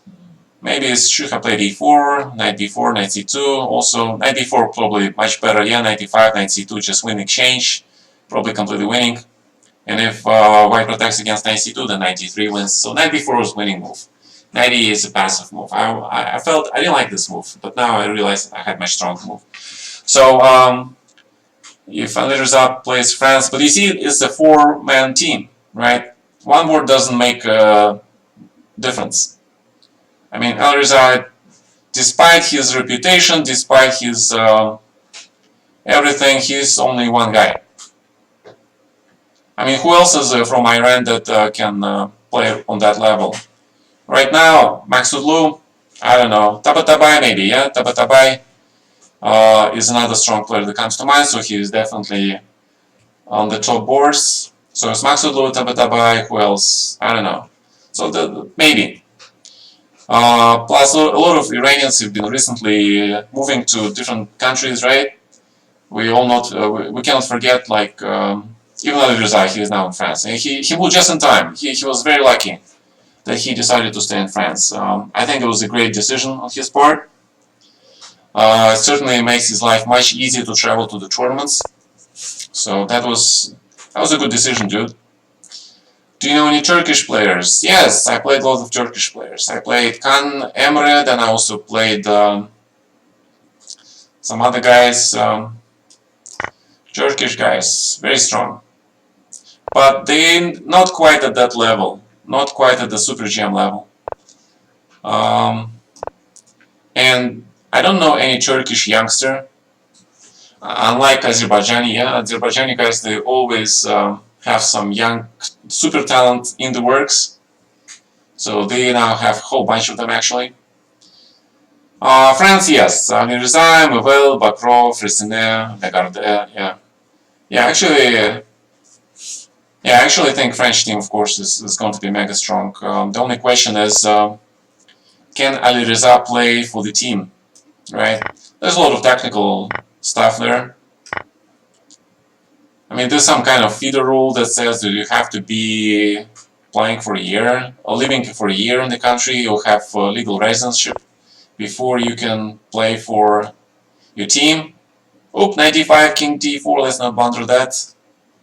I almost played 95, 93, yeah, but then I blundered this whole thing. Right, okay. Ooh, the king walk.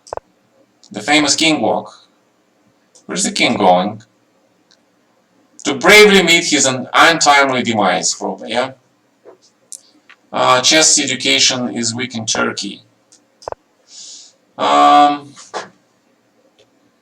Well, they're definitely not like Iran or... Because Iran, they traditionally had strong Russian grandmasters going there to teach kids, provide lessons, do the coaching on the regular basis. Woohoo! Fisher random chess. Great. How long have we... Yeah, unfortunately, we don't have any super champ because our government never gives opportunity as Azerbaijan. Well, you know why, right? You know why. I'm not gonna like badmouth any people, but when you have a system like in Soviet Union, when most of the resources they go only to the top 1 or 2 players. I'm not gonna name names, right? That's pretty obvious to me. Then the other players suffer. They cannot improve. I know that the Azerbaijanis they have some kind of stipend system that rewards the players, but only the top players they get absolutely everything, right? Only the top players. And if the budget is limited, that means other players will get shafted basically. Bishop a8, bishop g3, yeah. So he could do that. I didn't want to allow that. So I wanted to play f4 here, but this position looks pretty complex. This looks weird, yeah. It's not your normal cup of tea in chess, yeah. Definitely looks weird. The bishop on g1 looks kind of dead. Free knight on a8 early, no, but bishop g3, right? And rook takes a8. Welcome to the channel. Okay, so let's play bishop b7 anyway, because I want to eliminate the possibility of him castling queenside. So let's do that. The possibility has been eliminated. To work properly, I need to be modded. Can you do this by typing mod Streamlabs? Great. Now the Streamlabs is trying to be funny and annoy me. Okay. d4. Bishop e2 makes more sense, but my knight on b3 sucks. Alright, so let's play d4. Let's see how this works out. Because I have pair of bishops, I need to open this position. My structure is worse.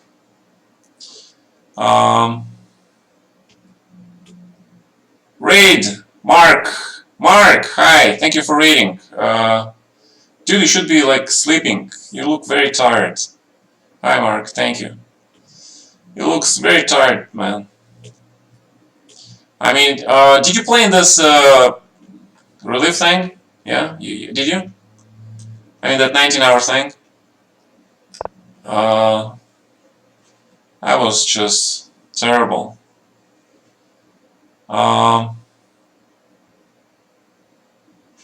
Yeah. Well, okay. I don't know, grab pawns, right? You know I'm a pawn grabber, so I'm gonna grab pawns. So you played.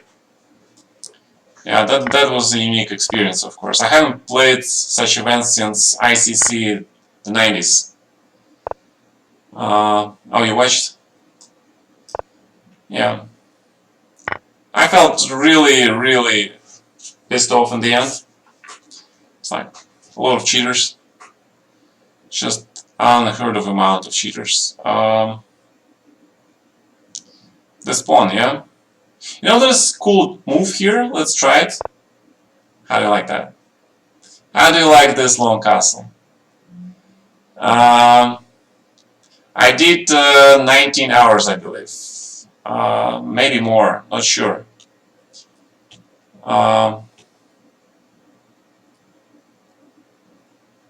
He... What? You dare to threaten me with something, yeah? He threatens me with something. Right, I'll threaten you back with bishop d4. Probably not the greatest move, closing the line, unpinning his king, etc., etc., but you know. I just want to see my bishop on this magnificent central square kicking ass. That's what I wanted to do.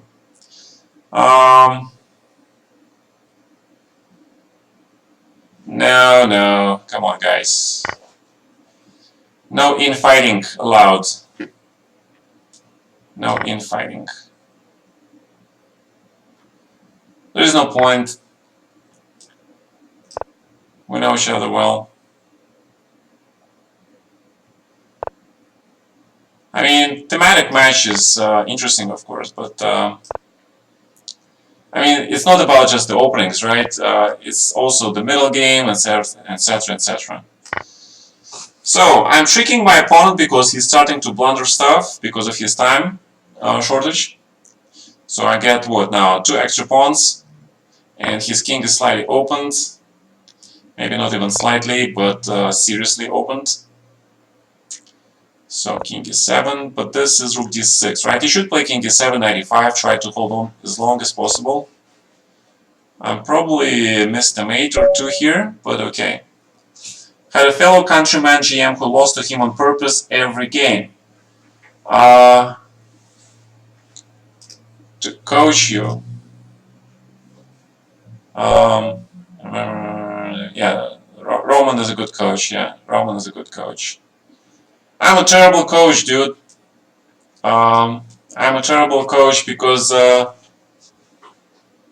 my stuff is mostly practical. Practical stuff, which I talk about during my streams, right? So it's all common knowledge. So if you guys want, I can do a separate lecture on YouTube, right? And basically bring your best questions and I'll try to answer them in my YouTube videos. So I should probably do a lecture on what I think is best for the beginning players, for the advanced players, and for the top players, right? The way I see how this should be studying. Pay attention to different things. So I can do that. Mark, I'm not gonna coach you, but you know what I'm gonna do? I'm gonna check some of your games. I'm gonna just you know, check your openings, check your middle games, end games, etc., etc. Just basic stuff, and just tell you what I think. That could be, you know, somewhere I can see something. So I'll do that. And I just don't know how to put that. It'd be fun to see you analyze some games. The GM who finished second also got 2 free wins against his fellow Peruvian GM. I don't know who won the tournament, I didn't follow it. I just played it just to prove to myself that I can still play top chess. Even though I'm 45, yeah, I'm very tired. I haven't studied chess professionally for 2 years now. I barely play any classical serious tournament games. So that's about it. Yeah, but he is studying chess very seriously, I would say even religiously. Still, to this day, I was very surprised to hear another day like he was actually hiring coaches. Oh, thank you, Mark. Appreciate it. So I was actually very surprised to hear that Vishy was still hiring guys to help him. You know, I'm pretty sure he understands he has no serious chances to win any pro titles. He can win some tournaments for sure, but like the most best tournaments probably can't be done. But, you know, just to get a respectable top 5 in a Vaikanze, in a tournament like Vaikanze, that would be magnificent for him, right? I mean, that's my, strictly my opinion, of course. That would be a great thing for him. So let's play h3. I don't know what black is doing, but he's trying to do something, I guess. And white's idea is simply to go for e5, knight e4, open the f file, and then all hell breaks loose. Oh, right, Mark. Sorry, Anna must be working so hard. Yes, he is. To support me. Great. Thank you, Mark.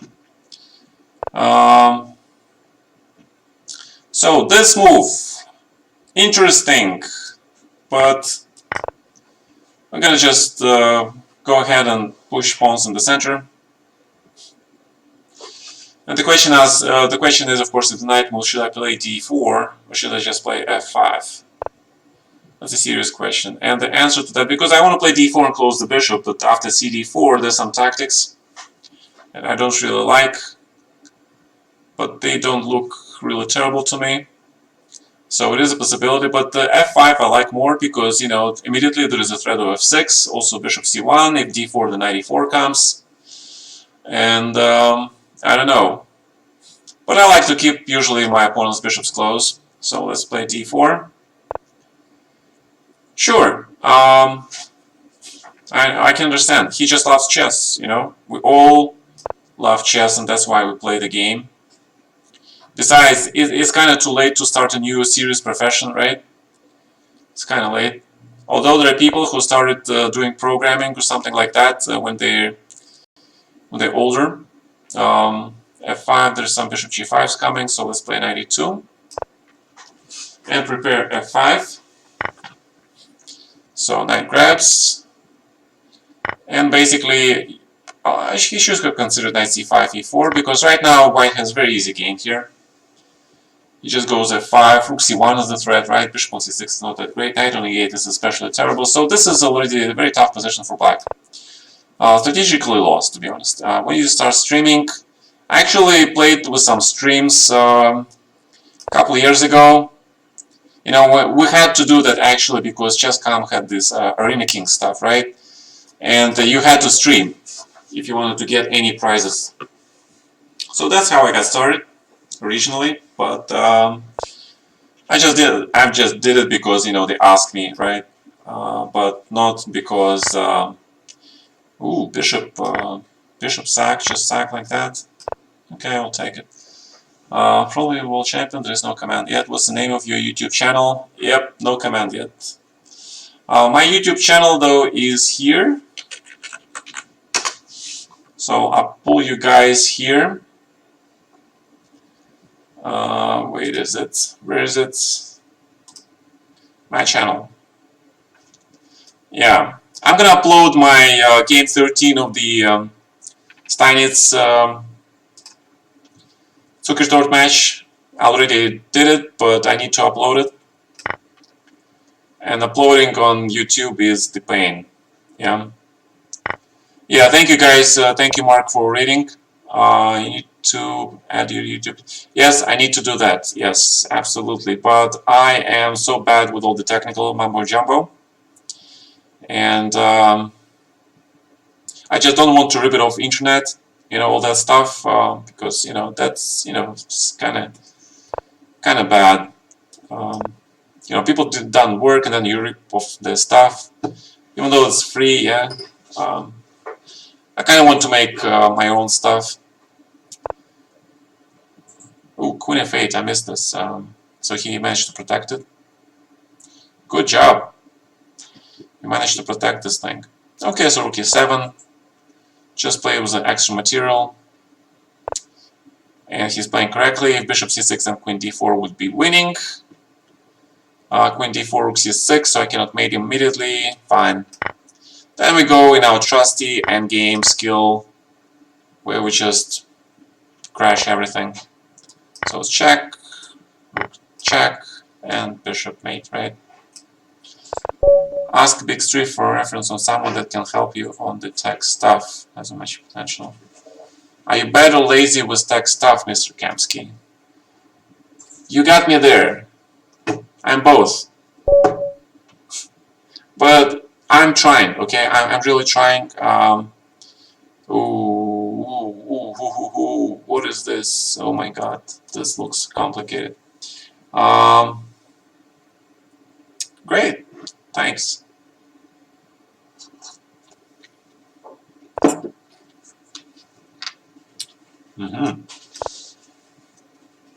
Fish random chess. That's my kind of chess. No theory, pure understanding, pure chaos. Um, First time I saw this was in Budapest when I met Bobby. I remember I was in Budapest in '93 preparing with Polgars for my FIDE 94 World Chess Championship FIDE candidates run, right? So we were preparing for Van der Stern. So it was a new year, or about that time, and one of those days, suddenly, boom, Susan, she was with us, and she gets a call, and then she's like so excited, and like we're like, "What's going on, Susan?" And she said, "Bobby called." Huh? Oof. Pre-move, yeah. Okay. And I was like, "Wow, Bobby, the chance to meet the great legend." So he came over. And I saw that, he was not happy to see me or my dad. He was immediately tense, very defensive. But, okay, we didn't say a word, just not to, not to piss him off. And then Judy proceeded and asked him to play a game with her. And then he said, no, let's not play chess, but let's play my chess. Okay, so that was the fish random game. That was pretty interesting. And they were discussing, they were trying to make a match. So Bobby playing Judith fish random match chess. So the game stopped, and Bobby was like, he played some chess. He was pretty happy because the guy loved chess, right? So my dad, he was a smart dude. So he started talking about boxing.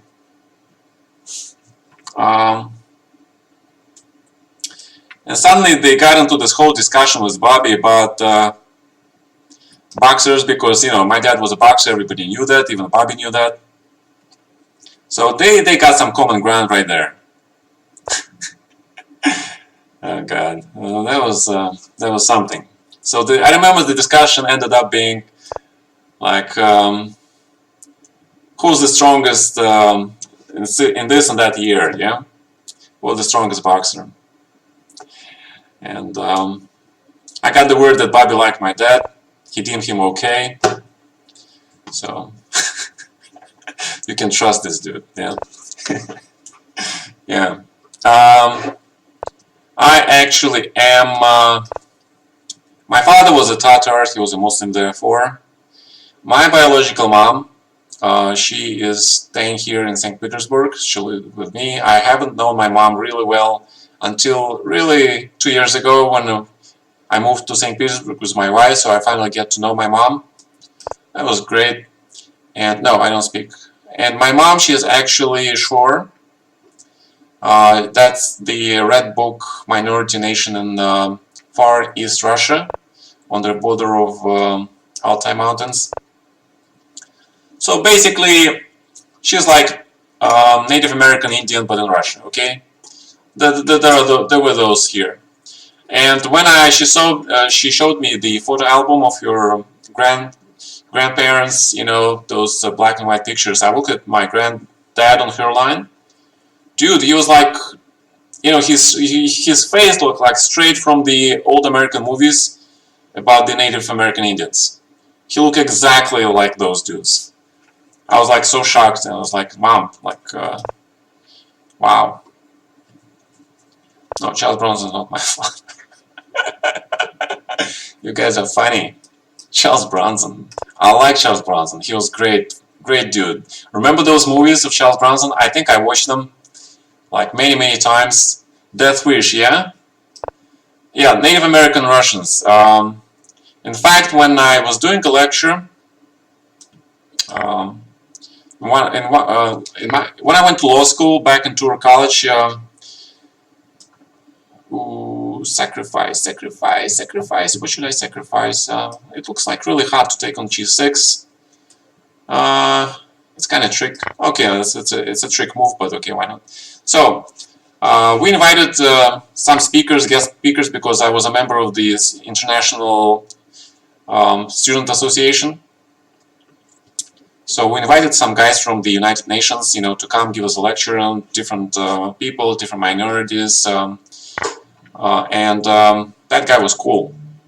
So he knew actually my mother's people, and he said, "Oh, those guys are there from that region." I was really impressed. Death Wish. I don't know about 4, but the regional ones were very good. Yeah.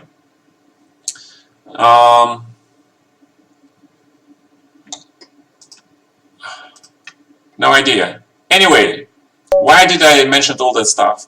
It's just to tell you that I don't consider myself as a Muslim anymore. I started to learn a little bit more about religion, and I'm more into Buddhism. There. I'm not very religious Buddhist. I just like those philosophies, okay? So I'm more into Eastern philosophy stuff. That's all. Okay, there. I said it, now you all know it. Oh yeah, I had some crazy posts earlier, remember? If you guys were there, I'm not sure. I had some crazy Facebook posts where I said I wanted to, because I am a gamer, right? Gamer, I like fantasy games, and I believe in reincarnation, so I mentioned somewhere in my crazy Facebook post, like long time ago, that I wish to be reincarnated as some elf or dark elf leading character, yeah? Wherever. I like the games where you have to level up your heroes. So that's how I look at my pieces and pawns. I basically try to level them up, yeah? Put them on the better squares, you know, give them different important roles, etc., etc. So, absolutely love, you know, leveling up my heroes. Have you played Resident Evil? I never played Resident Evil series, never. I like the movie. I like the movies, and you give me free bishops. Yeah, I probably bamboozled him with all my gaming revelations, yeah, this guy. So he donated his bishop to me, to my cause. Thank you. Your bishop donation was appreciated. Ethnic group was Shore. Basically, you just look it up on Google, and you'll find it. I mean, there are not that many of them left. Maybe like 25,000, 30,000. No, without E. S-H-O-R. Without E. So they're like Red Bull dudes. Forcibly Christianized in a certain period of time when Russians came. You know, because when Moscow started to push towards the east. If you guys know your history, you remember that, right? So that's when it happened. A lot of native tribes, they lost a lot of, some who fought, who didn't want to be assimilated, they died mostly. Like Native Americans. How tough was your rivalry versus Yasser? We had never had a rivalry with Yasser. We played in some tournaments when I was younger. Yasser always was very gentlemanly, cool dude. I remember always him with great fondness. And I don't think he looked at me like a rival, even when we were playing together. In fact, when you're older, when you played a lot of games, when you're at that level, and for a while now, then you kind of start looking with pleasure toward playing your compatriots, yeah? Because you both are there, you belong in that club, so it's like being in a club, okay? You both belong there, you earned your right, and you both belong there. Congratulations, let's just have a gentlemanly club game, you know what I mean? So something like that. That's how I see it these days. I might not have looked at it at that time, but the way I see it now, it was like this. So yes, it was a great gentleman, always. You will never forget you were a piece up against the mighty Gata. Woohoo! Oh, mighty Thor. I love Nordic mythology. The mighty Thor. I'm not saying I'm Thor, I'm just saying I love those mythologies, I love Thor as a character. Although, the movies kind of made him really, really nice guy, yeah? Although, if you read the legends closer, you will realize that a lot of the times, the way they treated giants was like a second class sort of citizens, yeah? Basically, he just went and took whatever he wanted from any giants, and there were a lot of stories there based on that. So there was this social setting, social norms and standards, so they're pretty interesting. Yeah, they did that. They did that. I mean, but okay, that's a modern take, right? I mean, Alexander the Great, he's considered to be sort of like a great character, even though he conquered nations, right? He basically basic conquer stuff, yeah? So, but they consider him as he brought civilization to those countries wherever he went. And that's true also, but let's not forget, a lot of people died anyway, yeah? Let's not forget that part. So I remember this line, and I remember there was some trick here. I just don't remember what was it.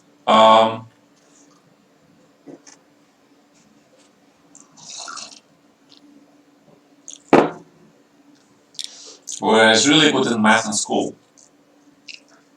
Depends. There are two different math. The one I absolutely loved was algebra, and the one I absolutely hated was geometry. God, I hated geometry. I could never understand those 3D representations, just those so boring, so I was falling asleep the moment I started reading about it, that stuff. Algebra, all those cosine, sines, that was exciting stuff. So you can be good at one and be bad at another. That's what I was. And vice versa, probably, yeah. I heard that Lasker, he was my favorite dude, right? He was one of my first favorite world champions in the past, from the past. And of course, when I was reading his biography, I read that he was a mathematician, he was actually a PhD, right? And now I'm talking about the linear geometry, like, all that stuff. I don't even know what it's called, okay? So I read about that Lasker was a great mathematician. He contributed some works, professorship, yeah. I mean, there's a famous story how he got married. He was dating the girl, and then during one of the days, he just told her, like, walking, and then the next moment he says, hey, I have to run. She was pretty much surprised. But what happened is that he later explained that he solved some kind of mathematical problem thanks to that girl's inspiration. So it was a pretty smart way. Yeah, I heard about that. That he was a good friend. He was actually, in the past, there were a lot of world champions who actually socialized, I think, a lot, yeah? With the contemporary luminosities, let's put it that way, right? So, and these days it's not so much, yeah? I mean, have you seen Corana talk to, I don't know, what's his name? What's that dude name? Any famous dude? No. Magnus probably did, but he probably hangs out with the footballers, right? With the soccer dudes more. But who else before that? Gary, I know he was trying to.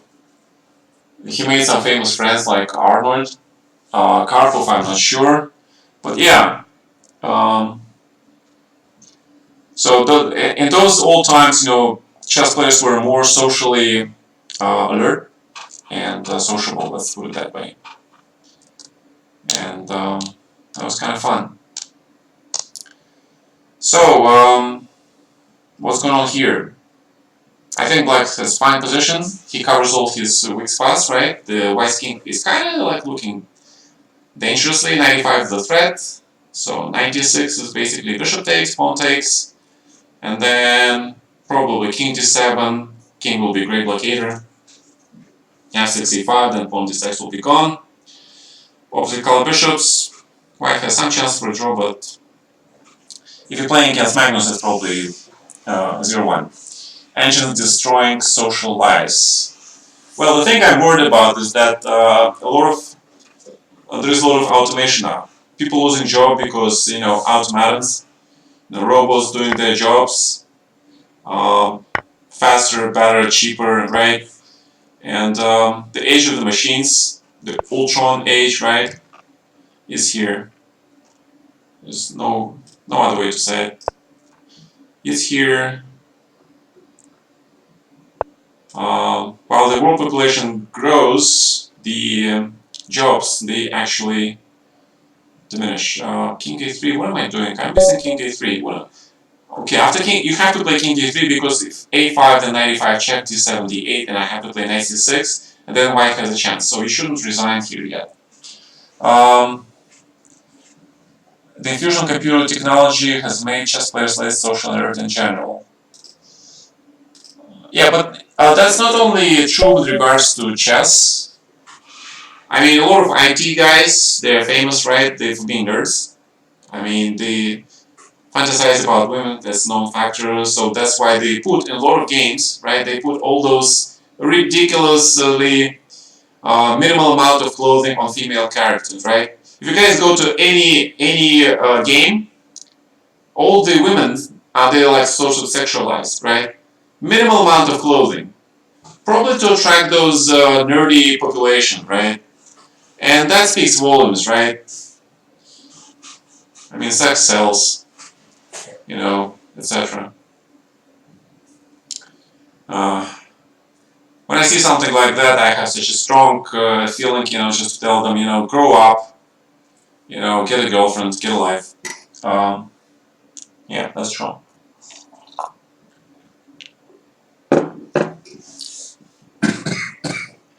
Okay, there are exceptions. There are exceptions.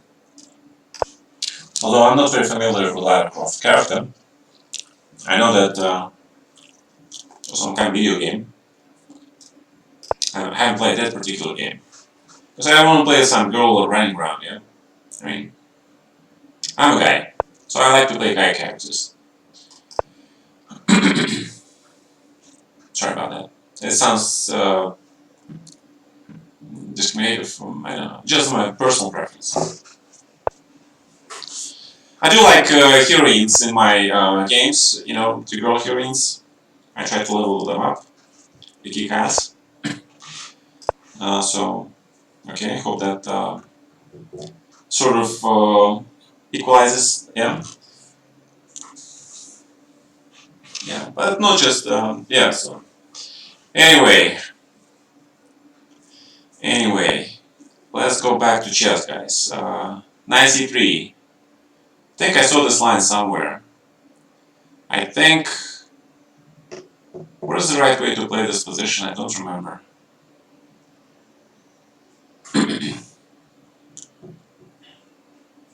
It's not c5. 95 is too early. I think it's castle or knight c6 first. Basically, this is Aronian system for white. Aronian started playing this with white. Then I remember there was this game, Aronian versus Carlsen. No, running versus Carlsen. Check this game out. It's pretty good. So the idea is that black wants to castle play knight e4, and white cannot recapture the knight because after f takes pawn, the rook will be hitting bishop on f4, and black knight can take on d4. And if white does not take this knight on e4, then black goes for that e5 break, and then he's cool. Yeah, I don't remember white playing bishop d3, but maybe I'm wrong. So what are we gonna do here? I don't want to play e6 and spoil this whole structure here. For some reason white played h3. Trying to remember, why is that? Maybe because of knight h5, yeah? Because that bishop on f4, if he moves him to g5, that bishop, I think that's better. I think on g5, white's bishop is kind of worse. It's not serving his function. Well, so let's play knight h5.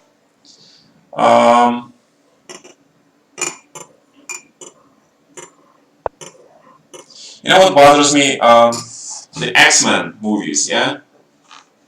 I mean, the only pretty decent movie, the X-Men, is the first school or something. What is that? The new ones, yeah? When they started trying the new ones. The first class or something. The 2000s, yeah, they're okay, but they centered about Wolverine, those things, yeah? The X-Men are more than just Wolverine. I mean, Wolverine, of course, is the most famous character. And why I thought of that is because we were talking about women, right? And there is this whole triangle in the X-Men about Jean Grey, right? Wolverine and Cyclops, right? That was a huge thing, of course. That was a love triangle story. Yeah, first class. The second one, already I didn't like. I think they completely they completely blew that. What's this blue dude in the second round, right? What was his name? The Apocalypse, right? I mean, it was just terrible what they did with him. It was just terrible. Yeah, they messed him up really badly. I thought that was just terrible. Okay, but the point I'm trying to make, basically, this guy was this guy who's been doing these movies like forever, right? What's his, Brian Singer or something? And they keep allowing him to keep mess with these movies. I'm like, oh my god, like how can you possibly do that? Yeah, Logan, right? Okay, but that's different. It's completely different style. It's Logan. It's not about X-Men really. Yeah, it's a complete story centered on Wolverine. It's different. I loved it, of course. Just perfect. And thank God, just bury X-Men with this with Logan and good. It's finished. The New Mutants, they should just let them keep that. But of course, they have to try to make money, right? All right. Dark Phoenix was just horrible. Origins, yeah.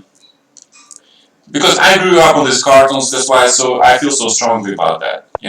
I grew up. I was waiting for the Saturday morning stuff. I was waiting for this. I was sitting in front of my television. If I couldn't sit, if my dad was around or something, I would just tape it and then watch it later. So I grew up on that stuff. And of course, I also watched Yu-Gi-Oh! Yeah, I'm not sure if many of you remember that cartoon, but I thought it was a fantastic cartoon. They should have made a movie out of that, but that would have been a lot more interesting, to be honest. But hopefully one day they will. Game of Thrones, no. I had enough of fantasy television. I'm very, very tempted to watch this. What was his name? The Witcher guy, yeah? I'm very tempted to start watching it, but I don't want to be like sucked into that whole thing, right? And it's like Well, I'm tempted. If you guys recommend me to watch this, I might watch a couple of episodes. The red is good? Okay. No, I haven't read the Witcher books, so I'm thinking, yeah, whether to start reading the books or see the season first. It's time consuming. Play chess. Yeah, exactly. That's the only problem. I feel like, I don't have much time left, so I'm trying to, to do something, some good things, to do some streaming, to do some teaching. That's all. So, so Rookie 2. So this is gonna be the last game, unfortunately, because it's already 2 hours, I think. Yeah. So I don't know. I'm pawn up. Okay, let's just blow things wide open. Mandalorian. Haven't watched that one. I'm not the hugest fan of Star Wars as I'm of X-Men. Although, of course, Star Wars is like, when I was a kid in Russia, I'll just tell you this story quickly. When I was a kid in Russia, right, so all those foreign movies were prohibited. But the Star was so big, right, there was an underground following, of course. There was. So what they did, there was this popular uh, popular show, TV show for younger audience. It was called The Fifth Wheel. And they showed, at the very end of the show, they showed 15-minute segments from the Star Wars, from the original one. And it was a huge hit. Really. Hey guys, how are you? Sorry you just came, the best Rambo movie? Yeah, that was the most brutal one, yeah? Yeah, I like Sylvester, he knows how to really do stuff, yeah? I also enjoyed his, the movies about the Expendables. That often reminds me of our older chess guys. I often think that if you make a team like Vichy, Ivanchuk, Kramnik, me, Topalov, right, Shirov, all the older guys, can you imagine? Like, this would be a huge team of Expendables. Oh my god. And then, put us into some, and let us play the youngsters, right? That would be a kick-ass match. Chess 24 guys, I don't like you guys, but listen to that. That was a great idea right there. So if you organize something like that, I might forgive you for your discretions. Just do an online match, old Expendables team versus the youngsters, right? Yeah, no. Yeah, that would be a funny thing also. So, guys, Mark, thank you for reading.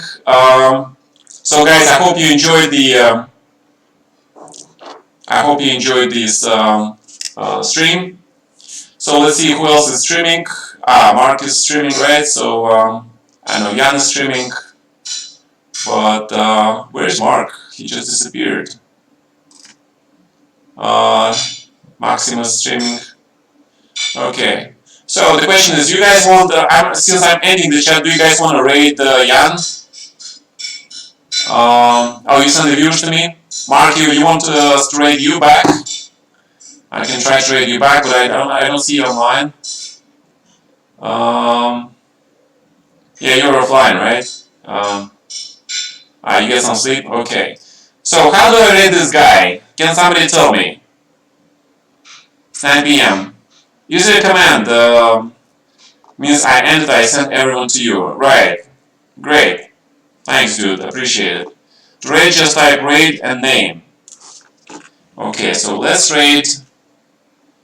Do I have to type Twitch? Type rent lache this Q.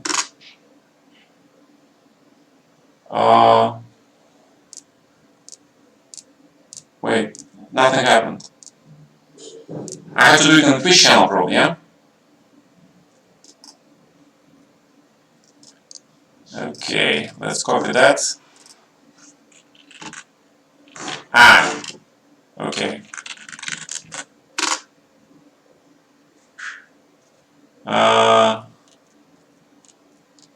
We did it? Are you guys there?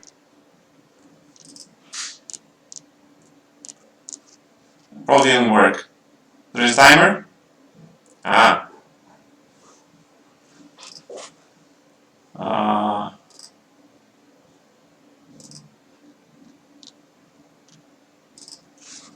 Okay, let's try it again.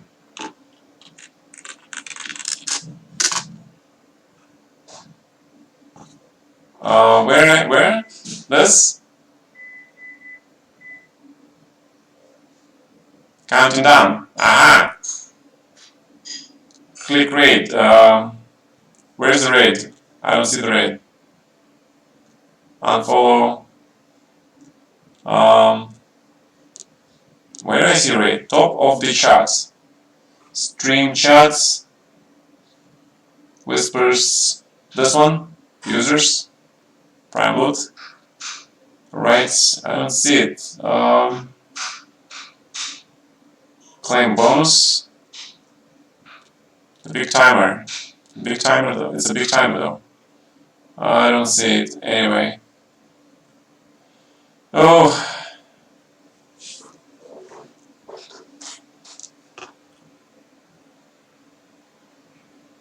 Like in 10 seconds.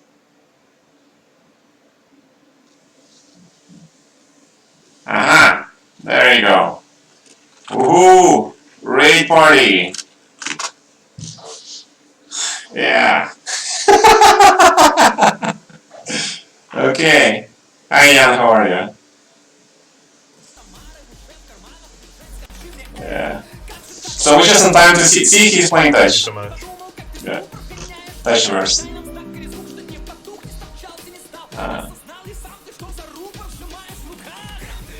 So I'll stay quiet, let Jan explain stuff.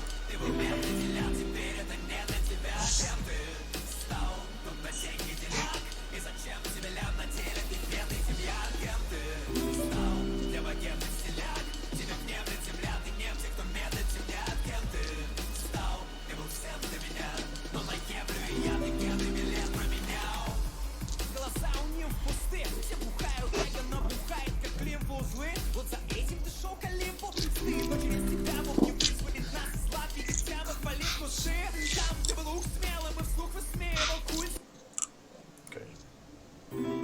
Let's go for some Hans Zimmer instead.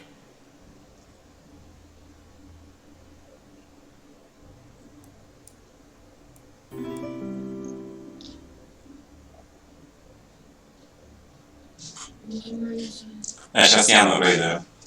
Ты звонишь еще на скайпе? Да, еще там, да. Окей. Sorry. Все, давайте, ребята, Ян, тебе хорошей игры. Okay, everybody, I'm gonna go, so I'll see you guys later. Have fun. Bye.